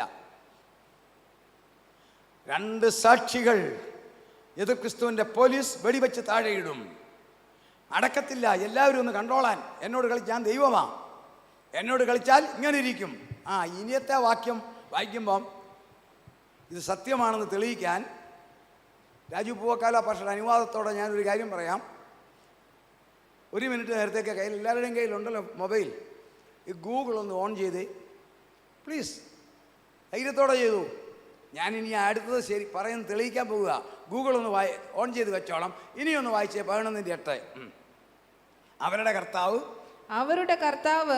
ക്രൂശിക്കപ്പെട്ടതും ആത്മീയമായി സോദോം എന്നും മിസ്രൈം എന്നും പേരുള്ളതുമായ മഹാനഗരത്തിന്റെ ക്രിസ്ത്യാനികൾക്ക് 10 പ്രത്യേകതയുള്ള ജെറുസലേം വിശുദ്ധ നഗരം. ആ നഗരത്തിനൊരു പേര് വരുമെന്ന്. ആത്മീയമായി സോദോം. ഹോളി ലാൻഡ് എന്നും പറഞ്ഞതല്ലേ അങ്ങോട്ട് ചെന്ന് പ്ലെയിനിൽ നിന്ന് ഇറങ്ങി കാല് കുത്തുമ്പം ഒന്നീ കുരിശ് വരയ്ക്കും, അല്ലെ സ്വോത്രം പറയും, അല്ലെ അന്യഭാഷ പറയും. അല്ലേ? ആ നഗരത്തോടുള്ള ബഹുമാനം കൊണ്ട്. ശരി, ആ നഗരത്തിന് സോദോം എന്ന് പേര് വരും. എന്താ സോദോം? സ്വവർഗ വിവാഹം. സ്വവർഗ വിവാഹം നടത്തുന്ന നാടെന്ന് ജെറുസലേമിന് പേര് വന്നാൽ അടുത്ത നടപടി 2 ശവം കിടക്കണം. ഇല്ലേ? ഈ സ്വവർഗ വിവാഹം നടത്തുന്ന പുരുഷന്മാരുടെ പേരാണ് ഗേ. GEY, ഗേ. ഇനി ദയവായി ഗൂഗിൾ എടുത്തിട്ട് ഞാൻ പറയുന്നൊന്ന് അടിക്കണം. ജെറുസലേം ഗേ പരേഡ് 2024 ഒന്ന് അടിച്ചേ. ജെറുസലേം ഗേ പരേഡ്, ഗേ എന്ന് പറഞ്ഞാൽ GEY, ഗേ പരേഡ് 2024 നടിച്ച് ഒരു ചിത്രം കിട്ടിയാൽ ഒന്ന് കൈപൊക്കി കാണിക്കണം. തോമസ് മാമൻ വല്ലവും പറഞ്ഞു പോകുന്നതാണോ? തെളിവുണ്ടോന്നാ? ഇതിൻ്റെ ഗൗരവം മനസ്സിലാക്കാനാ, സംഗതിയുടെ ഗൗരവം മനസ്സിലാക്കാനാ, നമ്മളുടെ കർത്താവിൻ്റെ വരവ് എത്ര അടുത്തെന്ന് സംഭവിക്കാനാ. നോക്കിക്കേ, ജെറുസലേം ഗേ പരേഡ് 2024. ദേവദാസന്മാർക്ക് അടിക്കാൻ കുഴപ്പമൊന്നുമില്ല. എൻ്റെ ഫോൺ ഞാൻ കാറിലിട്ടിരിക്കുക, വല്ലവരും വിളിക്കുമെന്നും കൊണ്ട്, അല്ലെ ഞാൻ തന്നെ എടുത്ത് കാണിക്കാമായിരുന്നു. എടുത്തവരാരെങ്കിലും ഉണ്ട്? ദയവായി ഒന്ന് കോപ്പറേറ്റ് ചെയ്ത്. എടുത്തവരുണ്ടോ? ആണ്ട നോക്കിക്കേ. വെരി ഗുഡ്, മനോഹരം. കണ്ടോ? ഈ ഗേ എന്ന് പറയുന്ന കൂട്ടയുടെ സിമ്പലാണ് 7 നിറമുള്ള കൊടി. ഇന്ത്യയുടെ സിമ്പലാണ് ത്രിവർണ പതാക. അമേരിക്കയുടെ സിമ്പലാണ് 50 സ്റ്റാർ, 50 ഡിസ്ട്രിക്റ്റിനെ സ്റ്റേറ്റിനെ കാണിക്കുന്ന സ്റ്റാർ. ഇവരുടെ സ്വവർഗഭോഗികളുടെ ചിഹ്നമാണ് ഈ കൊടി. ഒരിക്കൽ കൂടിയിട്ട് പ്ലീസ് ഒന്ന് ഇട്ട് നോക്കിക്കേ. ജെറുസലേം ഗേ പരേഡ്. നോക്കിക്കേ, 7 നിറമുള്ള, കേട്ടോളൂ സംഭവം. അതിനടിയിൽ എഴുതിയിട്ടുണ്ട്, ഹമാസിന്റെ ആക്രമണം ഉണ്ടാകുമെന്ന് ഭയപ്പെട്ടിട്ട് പോലീസുകാരോട് പറഞ്ഞ് 1000-ൽ പരം സായുധ പോലീസുകാരുടെ സംരക്ഷണയോടെ 2000-ൽ പരം യഹൂദന്മാരായ സ്വവർഗ ഗോപികൾ അതിലെ മാർച്ച് നടത്തിയേച്ച് പറയുന്നു, ഞങ്ങൾ ജെറുസലേം നിവാസികൾ, ഞങ്ങളുടേത് ഗേ സിറ്റി. സ്റ്റോപ്പ് ചെയ്താൽ ജെറുസലേമിനെ ഗേ നഗരമെന്ന് പേര് വരികയാണെങ്കിൽ അവിടെ 2 ശവം കിടക്കണമെങ്കിൽ ഒട്ടും ഇനി വൈകാനൊക്കത്തില്ല. തൻ്റെ കാന്തയെ ഇവിടുന്ന് എടുത്തേ തീരൂ. അതാ നമ്മുടെ വിഷയം. ജെറുസലേമിൽ ഗേ സിറ്റി എന്ന പേര് വന്ന് അവിടെ 2 ശവം കിടക്കത്തക്കവണ്ണം ലോകത്തെ കാണിക്കുവാൻ 2024 പരേഡ് നടത്തിയെങ്കിൽ ആ സിറ്റിക്ക് ആ പേര് വന്നെങ്കിൽ സ്വർഗീയ ജെറുസലേമിലേക്ക് രക്ഷയുടെ അനുഭവമുള്ള ദൈവമക്കളെ ചേർക്കുവാൻ താമസിക്കത്തില്ല. അടുത്തതാണ്, അതോടെ പറഞ്ഞാൽ അവസാനിപ്പിക്കാൻ സമയം പോയല്ലോ, അതിശക്തമായ പെർസിക്യൂഷൻ വരും. അതിൻ്റെ അടയാളം നിങ്ങൾ കണ്ടു. ഉക്രൈൻ യുദ്ധമാണ്, നമുക്കിപ്പോൾ ചിന്തിക്കാനൊക്കത്തില്ല. വെളിപ്പാട് 12:6 12:14 വായിക്കാം. വെളിപ്പാട് 12:6 12:14. സ്ത്രീ മരുഭൂമിയിലേക്ക് ഓടിപ്പോയി. 12:14 വായിച്ചേ. അപ്പോൾ സ്ത്രീക്ക് മരുഭൂമിയിൽ തന്റെ സ്ഥലത്തേക്ക് പറന്നു പോകും. അവനെ നമസ്കരിക്കണം, അവന്റെ നമ്പർ ഏൽക്കണം. ഈ കൽപ്പന വരുമ്പോൾ യാതൊന്നിന്റെ പ്രതിമയെ നീ നമസ്കരിക്കരുത് എന്ന ചിന്ത യഹൂദനുണ്ടാകും. അവരെ പ്രൊമോട്ട് ചെയ്യുവാൻ 2 സാക്ഷികൾ വരും. അപ്പോൾ ആയിരക്കണക്കിന് യഹൂദന്മാരെ കൊന്നൊടുക്കും. അവർ അഭയാർത്ഥികളായി മരുഭൂമിയിലേക്ക് പോകും. മരുഭൂമിയിൽ അവരെ അടിമപ്പണി ചെയ്യിക്കുമെന്നല്ല, അവരെ പോറ്റി സംരക്ഷിക്കും. നിങ്ങൾ ശ്രദ്ധിച്ചോ, ഈ 1.25 വർഷമായി അടിച്ച യുദ്ധം ഹമാസുമായും ഹിസ്ബുള്ളയുമായും ഹൂതികളുമായി ഇസ്രായേൽ യുദ്ധം നടത്തിയിട്ട് ഒരൊറ്റ അറബി രാജ്യം ഇസ്രായേലിനെതിരായോ? ഇസ്രായേലിനെതിരായത് അറബി രാജ്യമല്ല. ഇറാനും ഇറാഖും സിറിയയും അറബി രാജ്യമല്ല, അത് ഇസ്ലാം രാജ്യമാ. ഒറ്റ അറബി രാജ്യം എതിരായില്ല. പഞ്ചപുച്ഛമടക്കി നിന്നു, തീർന്നില്ല.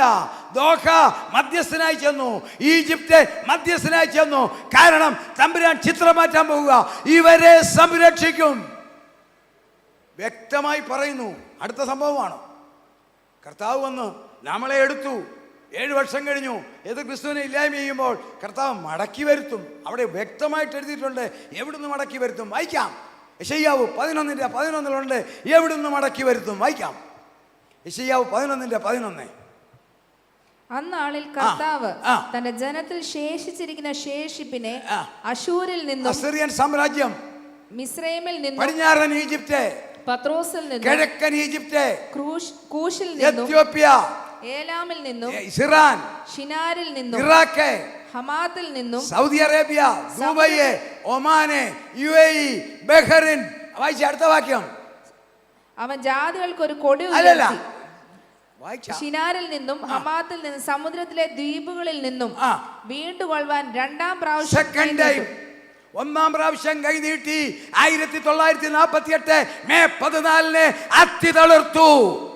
അതെ, അവരെ ചതറിക്കുമ്പോൾ ഈ രാജ്യങ്ങൾ ചേർക്കും, ഇങ്ങോട്ട് വരും.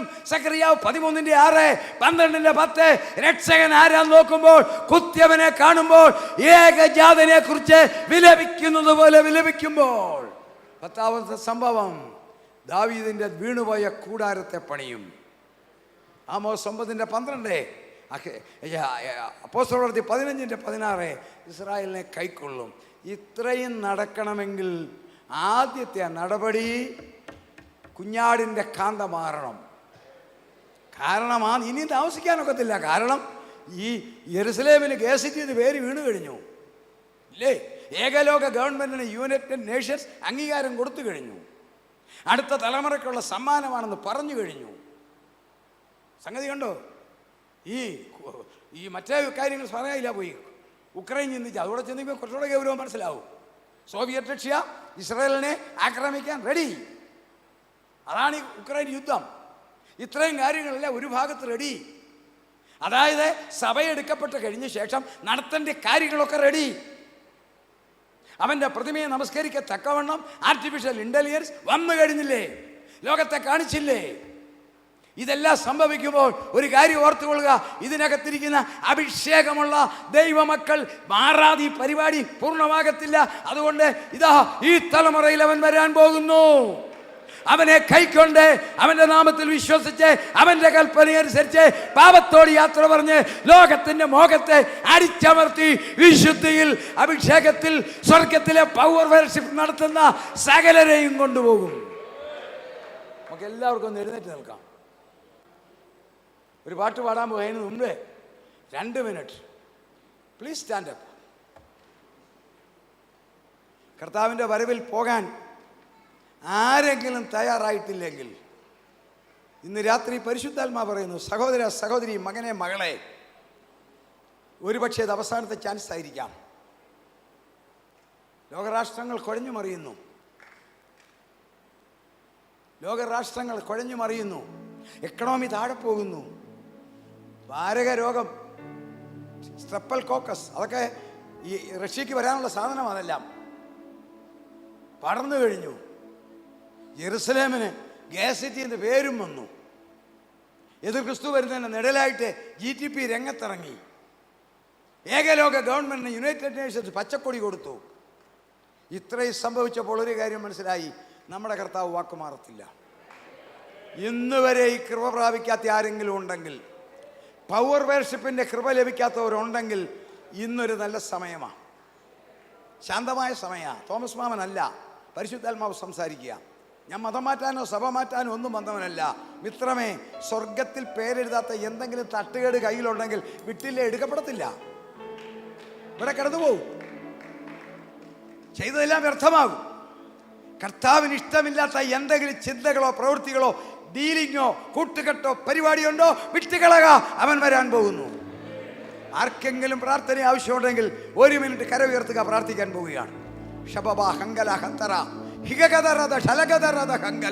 സ്വർഗമേ, കർത്താവേ, രക്ഷകനെ, ഈ ഉയർത്തിയ കരം അവിടുന്ന് കാണുന്നു.